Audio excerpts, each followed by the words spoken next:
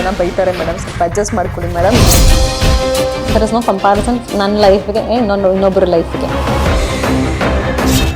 ಮುಂದಿನ ಎಪಿಸೋಡ್ಗಳಲ್ಲಿ ನಿಮ್ಮಿಬ್ಬರ ಜಿದ್ದಾಜಿದ್ದಿ ಅಂತ ತಡ್ಕೊಂಡು ಒಂದಿನ ಬ್ಲಾಸ್ಟ್ ಆಗ್ತಾಳಲ್ಲ, ಆ ಪಾಯಿಂಟೇ ಟರ್ನಿಂಗ್ ಪಾಯಿಂಟ್.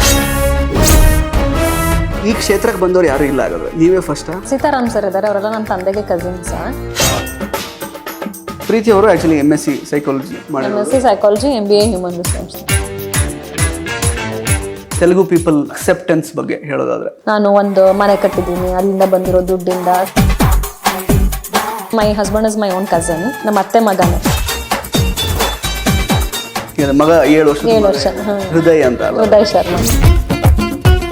ನಾನು ನಡೆದಿರೋ ದಾರಿನ ಅವ್ರು ನೋಡಿದ್ರೆ ನಿಜ ಖುಷಿ ಪಟ್ಟಿರೋರು. ಅವ್ರಿಗೆ ಸಡನ್ ಆಗಿ ಹಾರ್ಟ್ ಅಟ್ಯಾಕ್ ಆಗೋಯ್ತು. That is also a struggle, it is not easy. Cinema try ಮಾಡಲಿಲ್ಲ, ಬಂದಿದ್ದ ಸಿನಿಮಾ ಆಪರ್ಚುನಿಟಿನ ನಾನು ತಗೊಳ್ಳಿಲ್ಲ. ಸಿನಿಮಾಗೆ ಅಂತ ಯಾರಾದರೂ ಕಾಲ್ ಮಾಡಿರ್ತಾರೆ, ಮಾತಾಡ್ತಾ ಏನಾದರೂ ಬೇರೆ ಕಡೆ ಡೈವರ್ಟ್ ಆದರೆ ಟಾಪಿಕ್ಸ್. ಸರ್ ನಿಮ್ಮ ಸಿನಿಮಾ ಬಗ್ಗೆ ಕಾನ್ಸಂಟ್ರೇಟ್ ಮಾಡಂಗಿದ್ರೆ you have to tell me the story. ಬೇರೆ ರೀತಿಯಲ್ಲಿ ವಾಮ ಮಾರ್ಗದಲ್ಲಿ ನಾವೇನೋ ಅವಕಾಶ ಪಡ್ಕೊಳ್ತೀವಿ ಅನ್ಕೊಳ್ಳೋರು ಜಾಸ್ತಿ ಆಗುವಾಗ ತುಂಬ ಕ್ಲಿಯರ್ ಆಗಿ, ತುಂಬ ಓಪನ್ ಆಗಿ ನಾನು ಹೇಳಿದ್ದೀನಿ. ನನಗೆ ಅದರಲ್ಲಿ ಅವಮಾನನೂ ಇಲ್ಲ. ಫಿಟ್ನೆಸ್ ಸ್ಟ್ಯಾಂಡರ್ಡ್ಸ್ ನೀವೊಂದು ಮಟ್ಟಿಗೆ ಸೆಟ್ ಮಾಡಿದ್ದೀರಾ. ಆ್ಯಕ್ಚುಲಿ ಅದನ್ನು ಮೇಂಟೈನ್ ಮಾಡ್ಕೊಂಡು ಹೋಗೋದು ಬಿಡೋದು ನನ್ನ ಕೈಲಿದೆ ಇವಾಗ.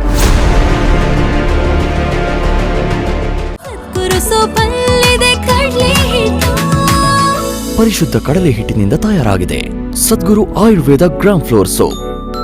ನಮಸ್ಕಾರ ಸ್ನೇಹಿತರೆ, ನ್ಯಾಷನಲ್ ಟಿವಿ ಅರ್ಪಿಸುವ ಈ ಒಂದು ವಿಶೇಷ ಸೆಗ್ಮೆಂಟಿಗೆ ಸ್ವಾಗತ. ನಾನು ಸುಜಯ್ ರಾಜ್. ಸ್ನೇಹಿತರೆ, ಇವತ್ತು ನಮ್ಮ ಜೊತೆ ಇರುವಂತಹ ಅತಿಥಿಗೆ ತಾನೇ ಮಹಾನ್ ಸೌಂದರ್ಯವತಿ ಅನ್ನುವಂತಹ ಗರ್ವ ಇದೆ. ಸೌಂದರ್ಯದ ಎದುರುಗಡೆ ಎಲ್ಲವೂ ಗೌಣ ಅನ್ನುವಂತಹ ಮನೋಭಾವನೆ ಕೂಡ ಇದೆ. ಆದರೆ ಸದ್ಯಕ್ಕೆ ದೀಪ ಅನ್ನುವಂತಹ ಸಾದಾ ಸೀದಾ ಹೆಣ್ಮಗಳು ಈ ಸೊಕ್ಕಿನ ಸೌಂದರ್ಯವತಿಯ ಕೊಬ್ಬನ್ನು ಇಳಿಸ್ಲಿಕ್ಕೆ ತಯಾರಾಗಿದ್ದಾರೆ. ನಾನು ಇಷ್ಟೆಲ್ಲ ಇಂಟ್ರೊಡಕ್ಷನ್ ಕೊಟ್ಟ ಮೇಲೆ ನಾನು ಯಾರ ಬಗ್ಗೆ ಮಾತಾಡ್ತಿದ್ದೀನಿ ಅನ್ನೋದು ನಿಮಗೆ ಡೆಫಿನೆಟ್ ಆಗಿ ಅರ್ಥ ಆಗಿರುತ್ತೆ. ನಮ್ಮ ಜೊತೆಗೆ ಇವತ್ತು ಬ್ರಹ್ಮಗಂಟು ಖ್ಯಾತಿಯ ಸೌಂದರ್ಯ ಅಲಿಯಾಸ್ ಪ್ರೀತಿ ಶ್ರೀನಿವಾಸ್ ಅವರಿದ್ದಾರೆ. ಅವ್ರ ಹತ್ರ ಮಾತಾಡಿಸ್ತಾ ಹೋಗೋಣ, ಬನ್ನಿ. Welcome to the show. ನಿಮಗೆ hi Sujay, thank you. Introduction ಸ್ವಲ್ಪ ತುಂಬಾ ಕ್ರೂಯಲ್ ಆಗಿತ್ತು ಅನ್ಸುತ್ತೆ. ಸೌಂದರ್ಯ ಇಂಟ್ರೊಡಕ್ಷನ್ ತುಂಬಾ ಚೆನ್ನಾಗಿ ಮಾಡ್ಕೊಟ್ರಿ. ಸೊ ಪ್ರೀತಿ ಇಂಟ್ರೊಡಕ್ಷನ್ ತುಂಬಾ ಕಮ್ಮಿ ಜನಕ್ಕೆ ಗೊತ್ತಿದೆ. ಪ್ರೀತಿ ಶ್ರೀನಿವಾಸ್ ಅದನ್ನೇ ನಾವು ಆಕ್ಚುಲಿ ಪ್ರೇಕ್ಷಕರಿಗೆ ಆಕ್ಚುಲಿ ನೀವು ಹೆಂಗೆ ಅಪಾರ್ಟ್ ಫ್ರಮ್ ಪಾತ್ರ ನೀವು ಹೇಗಿದ್ದೀರಾ ಅಂತ ಗೊತ್ತಾಗಬೇಕು ಅಂತಾನೆ ಈ ಸಂದರ್ಶನ ಮಾಡ್ತಿರೋದು. Actually thank you. ಆಕ್ಚುಲಿ ತುಂಬಾ ಜನ ಹೊರಗಡೆ ಬೈಕೋತಾ ಇದ್ದಾರೆ ನನ್ನನ್ನು. ನಾನು ಫಸ್ಟ್ ಟೈಮ್ ನೆಗೆಟಿವ್ ಕ್ಯಾರೆಕ್ಟರ್ ಅಂತ ಮಾಡ್ತಿರೋದು ಕನ್ನಡದಲ್ಲಿ. ತುಂಬಾ ಜನ ಬೈಕೋತಾ ಇದ್ದಾರೆ. ಫಸ್ಟ್ ಟೈಮ್ ನನಗೆ ಇದು ಒಂದು ಅನುಭವ. ಅಂದ್ರೆ people love to hate negative characters. ಎಷ್ಟು ಬೈಕೊಂಡ್ರೆ ಅಷ್ಟು ಚೆನ್ನಾಗಿ ಮಾಡ್ತಿದ್ರೆ ನಿಮ್ಮ ಪಾತ್ರ ಅಂತ ನೀವು ಅನ್ಕೊಳ್ಳಿ ಅಂತ ನಮ್ಮಲ್ಲಿ ಹೇಳ್ತಾ ಇರ್ತಾರೆ. ಸೊ ಹಾಗಾಗಿ ಬೈಸ್ಕೊತಿರೋದು ಫಸ್ಟ್ ಟೈಮ್. ಎಷ್ಟು ವರ್ಷ ನನ್ನ ಕರಿಯರ್ ನಾನು ಮಾಡ್ಕೊಂಬಂದಿದ್ದೆ ಎಲ್ಲ ಹೀರೋಯಿನ್ ರೋಲ್ಸ್, ಎಲ್ಲ positive roles. So first time ನೀವು ಈ ಇಂಟ್ರೊಡಕ್ಷನ್ ಕೊಟ್ರಲ್ಲ ಸೌಂದರ್ಯ ಬಗ್ಗೆ, ನನಗೆ ಓ ಹಿಂಗ ಸೌಂದರ್ಯ ನಾನು ಅಂತ. ಸೊ ಪ್ರೀತಿ ಶ್ರೀನಿವಾಸ್ ಆಗಿ ಇವತ್ತು ನಿಮ್ಮ ಹತ್ರ ಮಾತಾಡೋಕೆ ಬಂದಿದ್ದೀನಿ. So nice to be here. Yes, pleasure is mine. And again see, ಇವಾಗ ಎಸ್ಪೆಷಲಿ ದೀಪ ಅವರು ನಿಮ್ಮ ಎಗೇನ್ಸ್ಟ್ ಇವಾಗ ಮಾತಾಡೋದಕ್ಕೆ ಸ್ಟಾರ್ಟ್ ಮಾಡಿದ್ಮೇಲಂತೂ ಕಮೆಂಟ್ ಸೆಕ್ಷನ್ ನೋಡಿದ್ರೆ ಫುಲ್ ಅದೇ ಹಿಂಗೆ ಮಾಡು, ಅವಳಿಗೆ ಹಂಗೆ ಆಗಬೇಕು, ಸೌಂದರ್ಯ ಅಂತ ಸೊಕ್ಕು ಮರಿ ಹಂಗೆ ಬರ್ತಿರುತ್ತೆ ಕಮೆಂಟ್ಸ್ ಎಲ್ಲ. ನೀವು ಓದ್ತಿರ್ತೀರ ಕಮೆಂಟ್ಸ್ ಎಲ್ಲ ಹೇಗೆ ಅಂತ? ನಾವು ಶೂಟಿಂಗಲ್ಲಿ ಕುತ್ಕೊಂಡು ಡಿಸ್ಕಸ್ ಮಾಡುವಾಗ ನಮ್ಗೊಂಥರ ಅದು ಫನ್ ಫ್ಯಾಕ್ಟರ್. ನೋಡು ಹಿಂಗೆ ಹಿಂಗೆ ಅಂತ ಎಲ್ಲ ಕುತ್ಕೊಂಡು ತೋರಿಸ್ತಾ ಇರ್ತಾರೆ. ನಾನು ಒಂದೊಂದ್ಸತಿ ನೋಡಿರ್ತೀನಿ. ಅವಾಗ ನಮ್ಗೆ ರೀಸೆಂಟ್ ಆಗಿ ಲೈವ್ ಹೋದ್ವಿ. ಅದು ಲೈವ್ ಹೋಗೋಕ್ ಮುಂಚೆ ಅವ್ರು ನಮ್ಗೆ ಹೇಳಿದ್ರು, ಸ್ವಲ್ಪ ಎಲ್ಲ ನೋಡ್ಕೊಂಡ್ಬಿಡಿ ಮೇಡಮ್, ಫೋನ್ ಮಾಡಿದ್ರು ನಮ್ಮ EP ಮೇಡಮ್, ನಿಮ್ಮನ್ನ ಜನ ಬೈತಾರೆ ಮೇಡಮ್, ಸ್ವಲ್ಪ ಅಡ್ಜಸ್ಟ್ ಮಾಡ್ಕೊಳ್ಳಿ ಮೇಡಮ್ ಅಂತ. ಲೈವ್ ಹೋಗಕ್ ಮುಂಚೆ ಲೈವ್ ಅಲ್ಲಿ ಬೇರೆ ಕಮೆಂಟ್ಸ್ ಹಾಕ್ತಾ ಇದಾರೆ, ಮೇಡಮ್ ಸೌಂದರ್ಯ ಬಾ ಲೈವ್ಗೆ ಇದೆ ನಿನಗೆ. ನಾನು ಅದ್ ನೋಡ್ಬಿಟ್ಟು ಏನಾಗ್ಬಿಡುತ್ತೆ ಅಂತ ನನಗೊಂದ್ ಸ್ವಲ್ಪ ಭಯ ಆಯ್ತು. ಆಮೇಲೆ ಓಕೆ ಧೈರ್ಯ ತಗೊಂಡು ಇಟ್ಸ್ ಓಕೆ ಪರವಾಗಿಲ್ಲ. ಜನ ಆ ಕ್ಯಾರೆಕ್ಟರ್ಸ್ನ ಅಷ್ಟು ಹತ್ರವಾಗಿ ರಿಲೇಟ್ ಮಾಡ್ಕೋತಿದ್ದಾರೆ. ಅಂದ್ರೆ ಅಷ್ಟು ಕೋಪ, ಈ ತರ ಒಂದು ಸೊಕ್ಕಿರುವಂತ ಹೆಣ್ಣಿಗೆ ಈ ತರ ಬೈಬೇಕು, ಬರ್ಲಿ ಬಾ ಬಾ ರೆಡಿ ಸೌಂದರ್ಯ ನೀನ್ ಲೈವ್ ಬಾ ಅನ್ನೋ ತರ ಎಲ್ಲ ಇತ್ತಲ್ಲ, ಒಂಥರ ಥ್ರಿಲ್ಲಿಂಗ್ ಆಗಿತ್ತು. ಕಮೆಂಟ್ಸ್ ನೋಡ್ತಿರ್ತಾರೆ, ನಮಗೂ ತೋರಿಸ್ತಿರ್ತಾರೆ ಒಂದೊಂದು. ಸೊ ಅದರಿಂದ ಕನ್ಸ್ಟ್ರಕ್ಟಿವ್ ಆಗಿ ನಾವು ನಮ್ಮ ಪಾತ್ರನ ಹೇಗ್ ಮಾಡಬಹುದು, ಇಲ್ಲ ಅವ್ರ ಸ್ಟೋರಿ ಲೈನ್ ನ ಹೇಗ್ ತಗೊಂಡ್ ಹೋಗಬಹುದು, ಆಡಿಯನ್ಸ್ಗೆ ಯಾವ ತರ ಎಂಟರ್ಟೈನ್ ಮಾಡಬಹುದು ಅನ್ನೋದಕ್ಕೆ ಅದೆಲ್ಲ ಹೆಲ್ಪ್ ಆಗಿದೆ. Good or bad they will consider, we will also consider. ನಾನು ಅದೇ ಹೇಳ್ತೇನೆ, ಎಲ್ಲರದು ಅಭಿಪ್ರಾಯಗಳು, ನಿಮ್ಮದೊಂದು ಅಭಿಪ್ರಾಯ, ನಂದೊಂದು ಅಭಿಪ್ರಾಯ, ಎಷ್ಟು ಜನ ನೋಡ್ತಾರೆ ಆಡಿಯನ್ಸ್ ಅವ್ರ ಅಭಿಪ್ರಾಯಗಳು. ಅವರು ಒಂದು ಹೆಣ್ಮಗಳು, ದೀಪಾ ತರ ಹೆಣ್ಮಗಳು ಸಫರ್ ಆಗೋದನ್ನ ನೋಡದೆ ಇರೋದ್ರಿಂದ, ಸೌಂದರ್ಯ ಈ ತೋರ ಇಷ್ಟು ದುರಹಂಕಾರದಿಂದ ಮಾಡ್ತಿರೋದ್ರಿಂದ ಅವಳಿಗೆ ಹಂಗೆ ಆಗ್ಬೇಕು ಅಂತ ಅಷ್ಟು ರಿಲೇಟ್ ಮಾಡ್ಕೊತಿದ್ದಾರಲ್ಲ. So we are happy that people are connecting to the project. ಸೌಂದರ್ಯಗೆ ಕನೆಕ್ಟ್ ಆಗಿದ್ದಾರೆ ಬೈಕೊಳ್ಳೋದ್ರಲ್ಲಿ ಅಂತ. ಸೊ ಪ್ರೀತಿ ಏನು ಅಂತ ಗೊತ್ತಿಲ್ಲ ಜನಕ್ಕೆ. ಸೊ ಇವತ್ತು ನಿಮ್ಮಿಂದ ಗೊತ್ತಾಗಿದೆ. ಕರೆಕ್ಟ್. ಈಗ ಪಾಸಿಟಿವ್ ಲೀಡ್ಸೇ ಮಾಡ್ಕೊಂಡು ಬಂದಿರೋದು ಆ್ಯಕ್ಚುಲಿ ನಿಮ್ಮ ಇಡೀ ಕರಿಯರಲ್ಲಿ. ಈ ಸಡನ್ ಆಗಿ ನೆಗೆಟಿವ್ ಲೀಡ್ ಮಾಡಬೇಕು ಅಂತ ಯಾಕೆ ಅನ್ನಿಸ್ತು ನಿಮಗೆ? ಅಂದ್ರೆ ಒಂಥರ ಮೊನಾಟನಸ್ ಆಗ್ಬಿಟ್ಟಿತ್ತು ನನ್ಗೇನೆ. ಅಂದ್ರೆ ಇವಾಗ ಇಷ್ಟು ವರ್ಷ ಪಾಸಿಟಿವ್ ಆಗಿದ್ರಿ ಅಂತ ಅದೇ ಅಂದ್ರೆ not much to experiment with the characters ಅನ್ನೋ ತರ ಆಗ್ಬಿಡುತ್ತೆ. ಇವಾಗ 1000 ಎಪಿಸೋಡ್ ನಾನು 1000 ಎಪಿಸೋಡ್ ಮಾಡಿದ್ದೀನಿ. ಒಂದು ಸೀರಿಯಲ್, ಇನ್ನೊಂದಷ್ಟು ಸೀರಿಯಲ್, ಒಂದು 500 ಎಪಿಸೋಡ್, 600 ಎಪಿಸೋಡ್, ಅದಷ್ಟೇ ಮಾಡ್ತಾ ಮಾಡ್ತಾ ಕ್ಯಾರೆಕ್ಟರ್ಸ್ಗೆ ತುಂಬಾ ಜಾಸ್ತಿ ಸ್ಕೋಪ್ ಇರೋದಿಲ್ಲ ಅಂತ ನನ್ಗೆ ಅನ್ನಿಸ್ತು. And any time in my acting career ಎಲ್ಲೋ ಒಂದು ಆಪರ್ಚುನಿಟಿ ನನಗೆ ಸಿಕ್ತಾಗ ಎಕ್ಸ್ಪೆರಿಮೆಂಟ್ ಮಾಡೋದಕ್ಕೆ ವೈ ನಾಟ್ ಅಂತ ಅನ್ಸಿ ನಾನು ತಗೊಂಡಿದ್ದು. ಫಸ್ಟ್ ನಂಗೆ ಡೈಲಮಾ ಇತ್ತು, ಮಾಡ್ಬೇಕಾ ಬೇಡವಾ ಅನ್ನೋ ಥರ. ಆಮೇಲೆ ಕುತ್ಕೊಂಡು ಯೋಚನೆ ಮಾಡಿದೆ. ಆ್ಯಕ್ಚುಲಿ ಝೀ ಕನ್ನಡ ವಾಹಿನಿಯವರು ತುಂಬ ಸಪೋರ್ಟಿವ್ ಆಗಿ ಮಾಡ್ಬೋದು ಮೇಡಮ್, ನೀವು ಮಾಡ್ಬೋದು ಮೇಡಮ್ ಅನ್ನೋ ಥರ ಅವರು ತುಂಬ ನನಗೆ ಸಪೋರ್ಟ್ ಮಾಡಿದ್ರು. ಆಮೇಲೆ ನಮ್ಮ ಪ್ರೊಡ್ಯೂಸರ್ ಸರ್ ದಿಲೀಪ್ ಅವರು ಅಷ್ಟೇ, ಅವರು ಫಸ್ಟ್ ಟೈಮ್ ನಂತರ ಕಾಲ್ ಮಾಡ್ತಾ ಇರೋದಾಗ ನೀವು ಇದೇ ಥರ ಹೀರೋಯಿನ್ ರೋಲ್ಸೇ ಮಾಡಬೇಕು ಅಂತಿದ್ರೆ ನಿಮ್ಗೆ ಒಂದೇ ಥರ ಆಗ್ಬಿಡುತ್ತೆ.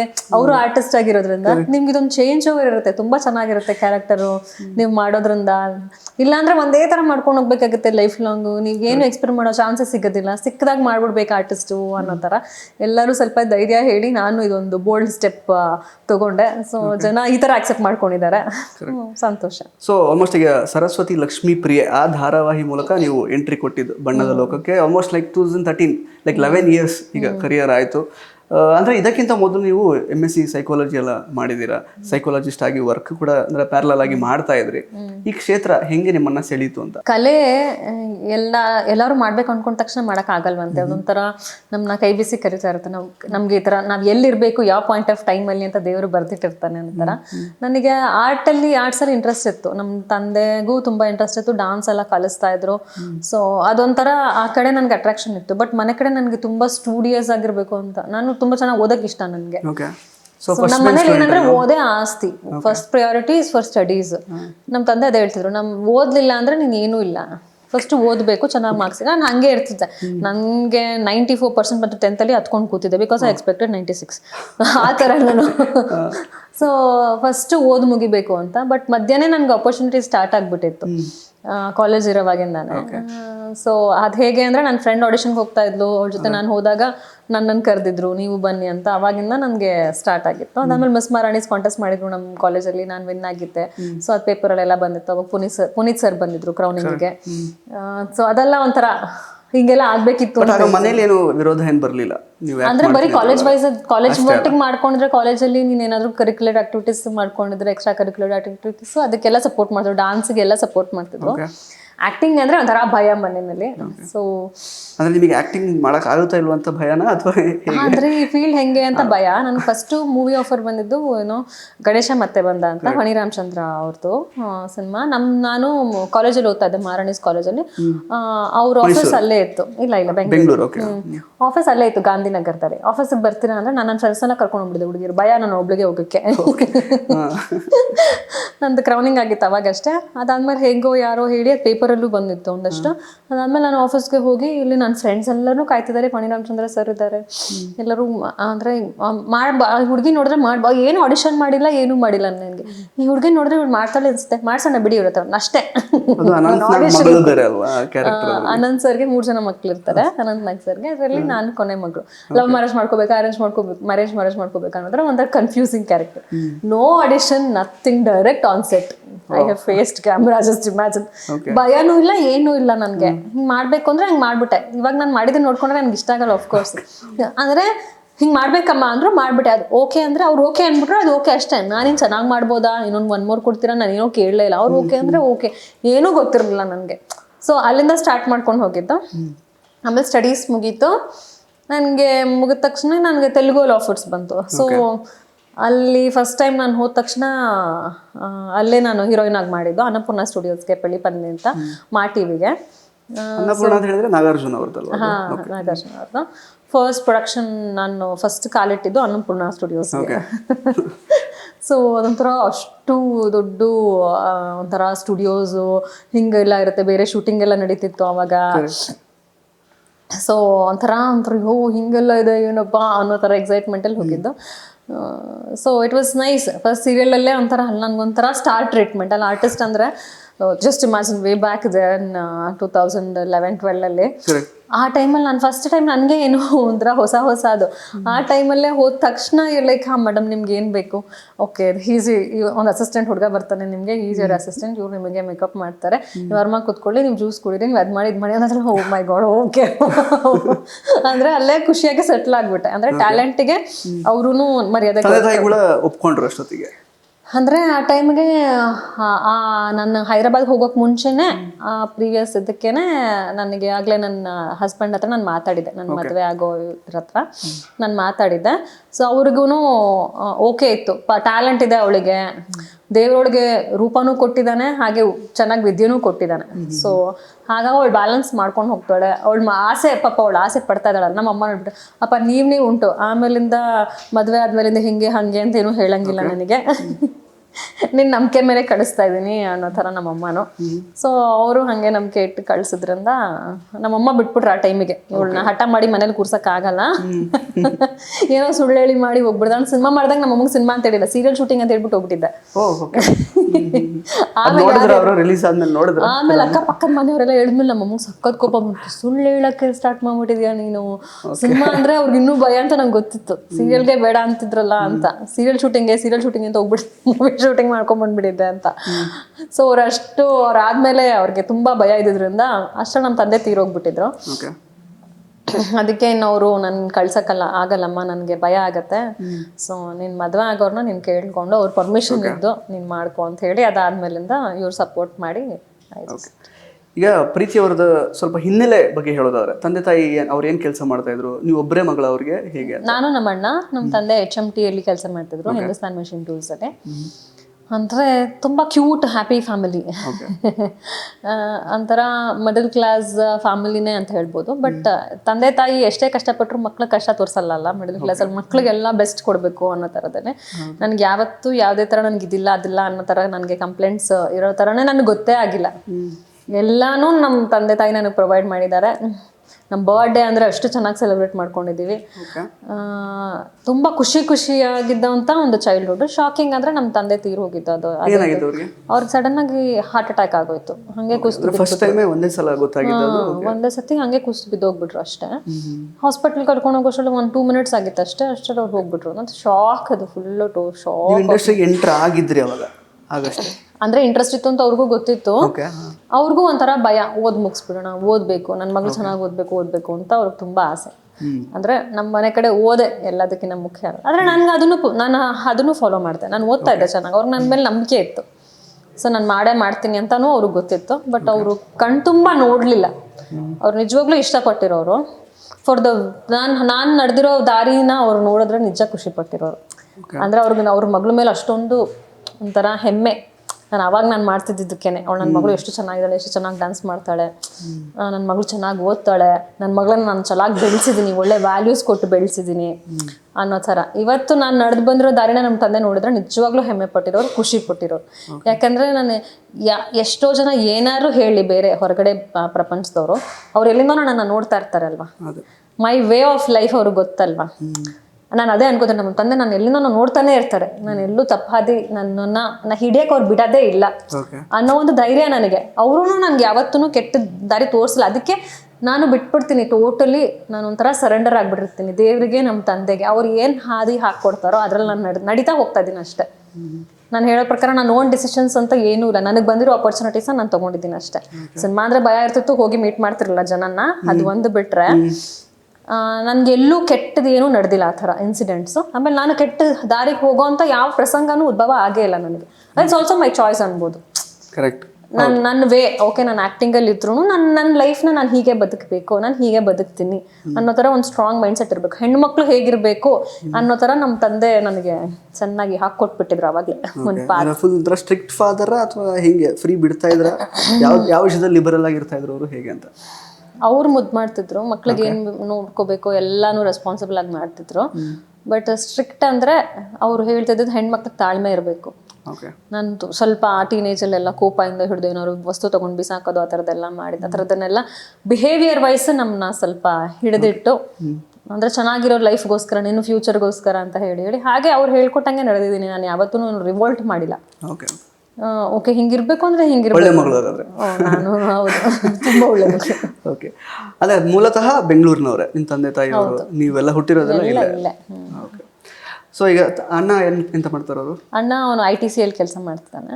ಆಲ್ಮೋಸ್ಟ್ ಅವನು 10 years ಆಯ್ತಾಯ್ತಿದೆ. ನನಗೇನೋ ದೊಡ್ಡವನು, ಬಟ್ ಅದೇ ಅವನಿಗೆ ನಾನು ಚೆನ್ನಾಗಿ ಓದು ಓದು ಓದು ಅಂತ ಹೇಳ್ತಿದ್ದೆ. ನಾನೇ ಚೆನ್ನಾಗಿ ಓದ್ತಾ ಇದ್ದೆ ಅವನಿಗಿಂತ. ಓಕೆ. ಅವ್ನು 10th ಎಕ್ಸಾಮ್ ಇರುವಾಗೆಲ್ಲ ನಾನು ಎಪ್ಸಿ ಪ್ಲೀಸ್ ಓದ್ಕೊಡೋ ಅಂತ ದೇವ್ರ ಹತ್ರ ಇಲ್ಲಿ ಹೋಗ್ಬಿಟ್ಟು ನಮ್ಮ ಅಣ್ಣಂಗೆ ಚೆನ್ನಾಗಿ ಮಾರ್ಕ್ಸ್ ಬರಬೇಕು, ನಮ್ಮ ಅಣ್ಣಂಗೆ ಚೆನ್ನಾಗಿ ಅಂತ ಬೇಡ್ಕೊತಾ ಇದ್ದೆ ನಾನು. ಓಕೆ. ಈಗ ಫ್ಯಾಮಿಲಿಯಲ್ಲಿ ಈಗ ಯಾರು ಅಂದ್ರೆ ಈ ಕ್ಷೇತ್ರಕ್ಕೆ ಬಂದವರು ಯಾರು ಇಲ್ಲ ಹಾಗಾದ್ರೆ? ನೀವೇ ಫಸ್ಟಾ ನಿಮ್ಮ ಫ್ಯಾಮಿಲಿಯಲ್ಲಿ ಈ ಸಿನಿಮಾ ಕ್ಷೇತ್ರಕ್ಕೆ, ಎಂಟರ್ಟೈನ್ಮೆಂಟ್ ಫೀಲ್ಡಿಗೆ ಬಂದವರು? ನಮ್ಮ ಫಸ್ಟ್ ಸರ್ಕಲಲ್ಲಿ ನಾನೇ. ಓಕೆ. ಬೇರೆ ಯಾರಾದರೂ ಇದ್ದಾರಾ?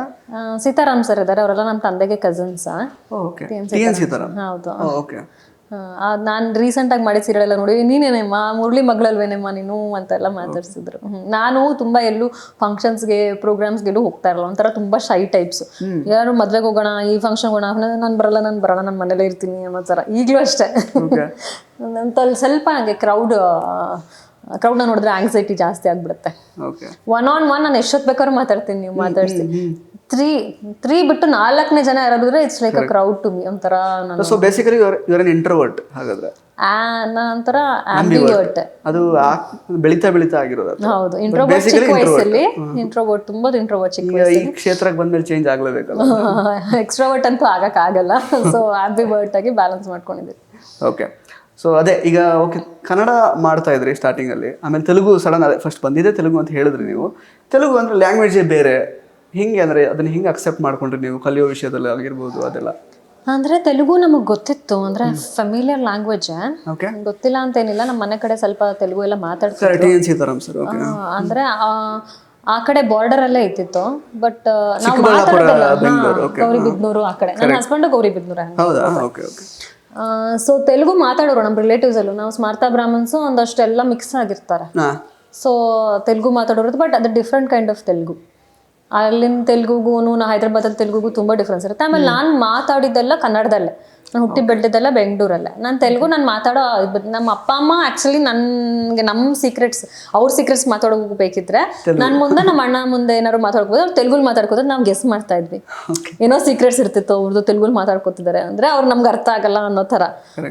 ಸೊ ಆ ಥರ ತೆಲುಗು ಸ್ವಲ್ಪ ಲ್ಯಾಂಗ್ವೇಜ್ ಫೆಮಿಲಿಯರ್ ಇರ್ತಿತ್ತು. ಸಿನಿಮಾ ಎಲ್ಲ ನೋಡಿದ್ವಿ ಮುಂಚೆ ಎಲ್ಲ, ಸಿಸಿಂದ್ರಿ ಮೂವಿ ಎಲ್ಲ ತೆಲುಗು ಸಿನಿಮಾನು ನೋಡ್ತಾ ಇದ್ವಿ.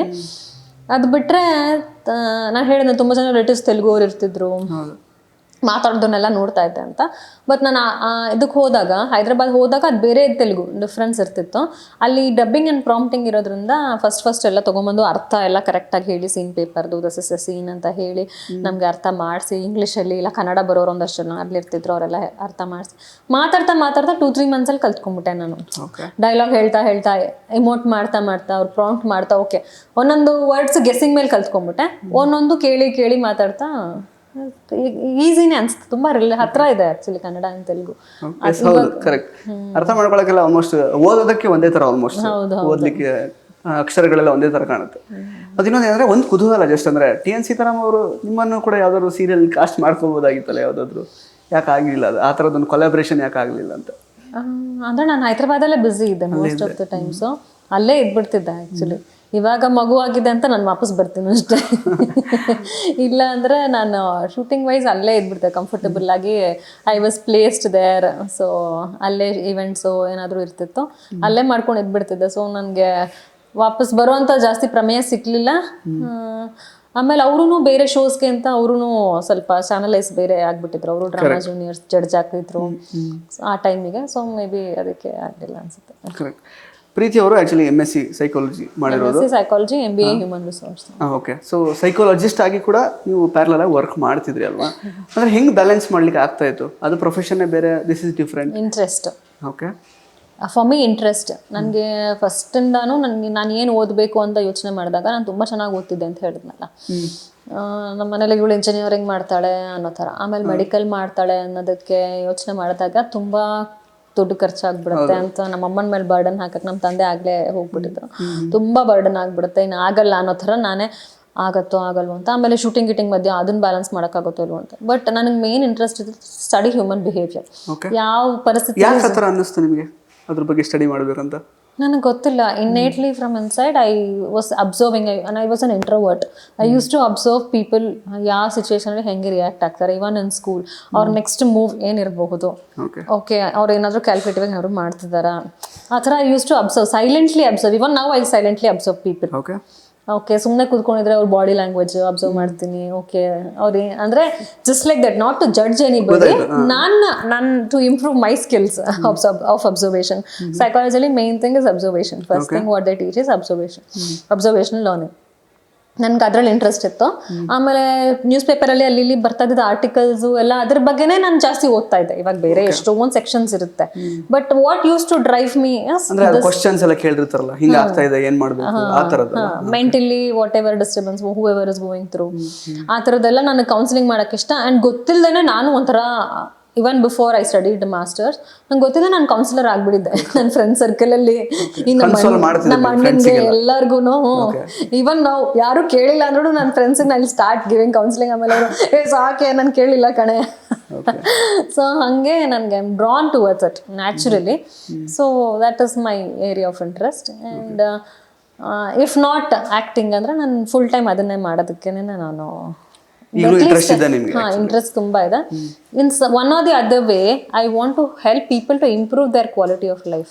ಮೆಂಟಲ್ ಹೆಲ್ತ್ ಚೆನ್ನಾಗಿದ್ರೆ lot of psychosomatic disorders will be resolved. ಹ್ಯಾಪಿಯಾಗಿ ಖುಷಿಯಾಗಿರ್ಬೋದು.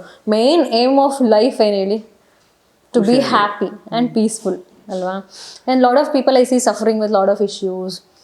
ಓಕೆ ಈ ರಿಲೇಷನ್ಶಿಪ್ ಪ್ರಾಬ್ಲಮ್ಸು, ಡಿಪ್ರೆಷನ್ನು ಅದೆಲ್ಲ ಒಂದು ಕಡೆ ಆದರೆ there are some other things. ದೇವರೇ ಪಾಪ ಹುಟ್ಟಿನಿಂದ ಕೊಟ್ಟಿರೋಂಥ ಒಬ್ಬೊಬ್ಬರಿಗೆ ಎಷ್ಟೊಂದು ಮೆಂಟಲ್ ಡಿಸಾರ್ಡರ್ಸ್ ಇರುತ್ತೆ.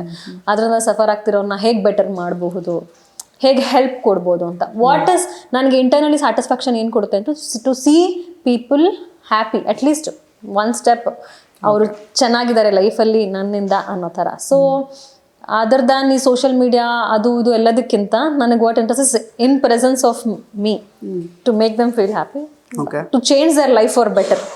ದ್ಯಾಟ್ ಮೇಕ್ಸ್ ಮೀ ಒಂಥರ ಮೈ ಲೈಫ್ ಪರ್ಪಸ್ ಒಂಥರ ಆವಾಗ ನನಗೆ ಖುಷಿ ಆಗುತ್ತೆ. ಓಕೆ, ಈಗ ಕ್ವಾಲಿಟಿ ಆಫ್ ಲೈಫ್ ಇಂಪ್ರೂವ್ ಮಾಡೋದ್ರ ಕಡೆ ನನಗೆ ಇಂಟ್ರೆಸ್ಟ್ ಜಾಸ್ತಿ ಅಂತ ನೀವು ಹೇಳಿದ್ರಿ. ಆ್ಯಕ್ಚುಲಿ ಈಗ ಅಂದರೆ ಒಬ್ಬೊಬ್ಬರ ಮನುಷ್ಯರ ಪರ್ಸ್ಪೆಕ್ಟಿವೇ ಬೇರೆ ಬೇರೆ ಇರುತ್ತಲ್ವ. ಅವ್ರಿಗೆ ಕ್ವಾಲಿಟಿ ಆಫ್ ಲೈಫ್ ಚೆನ್ನಾಗಿದೆ ಅಂತ ಅನ್ಸ್ಕೊಳ್ಳೋದಕ್ಕೆ ಅವ್ರದ್ದೇ ಏನೋ ಒಂದು ಬೇರೆ ಪರ್ಸ್ಪೆಕ್ಟಿವ್ ಇರುತ್ತೆ.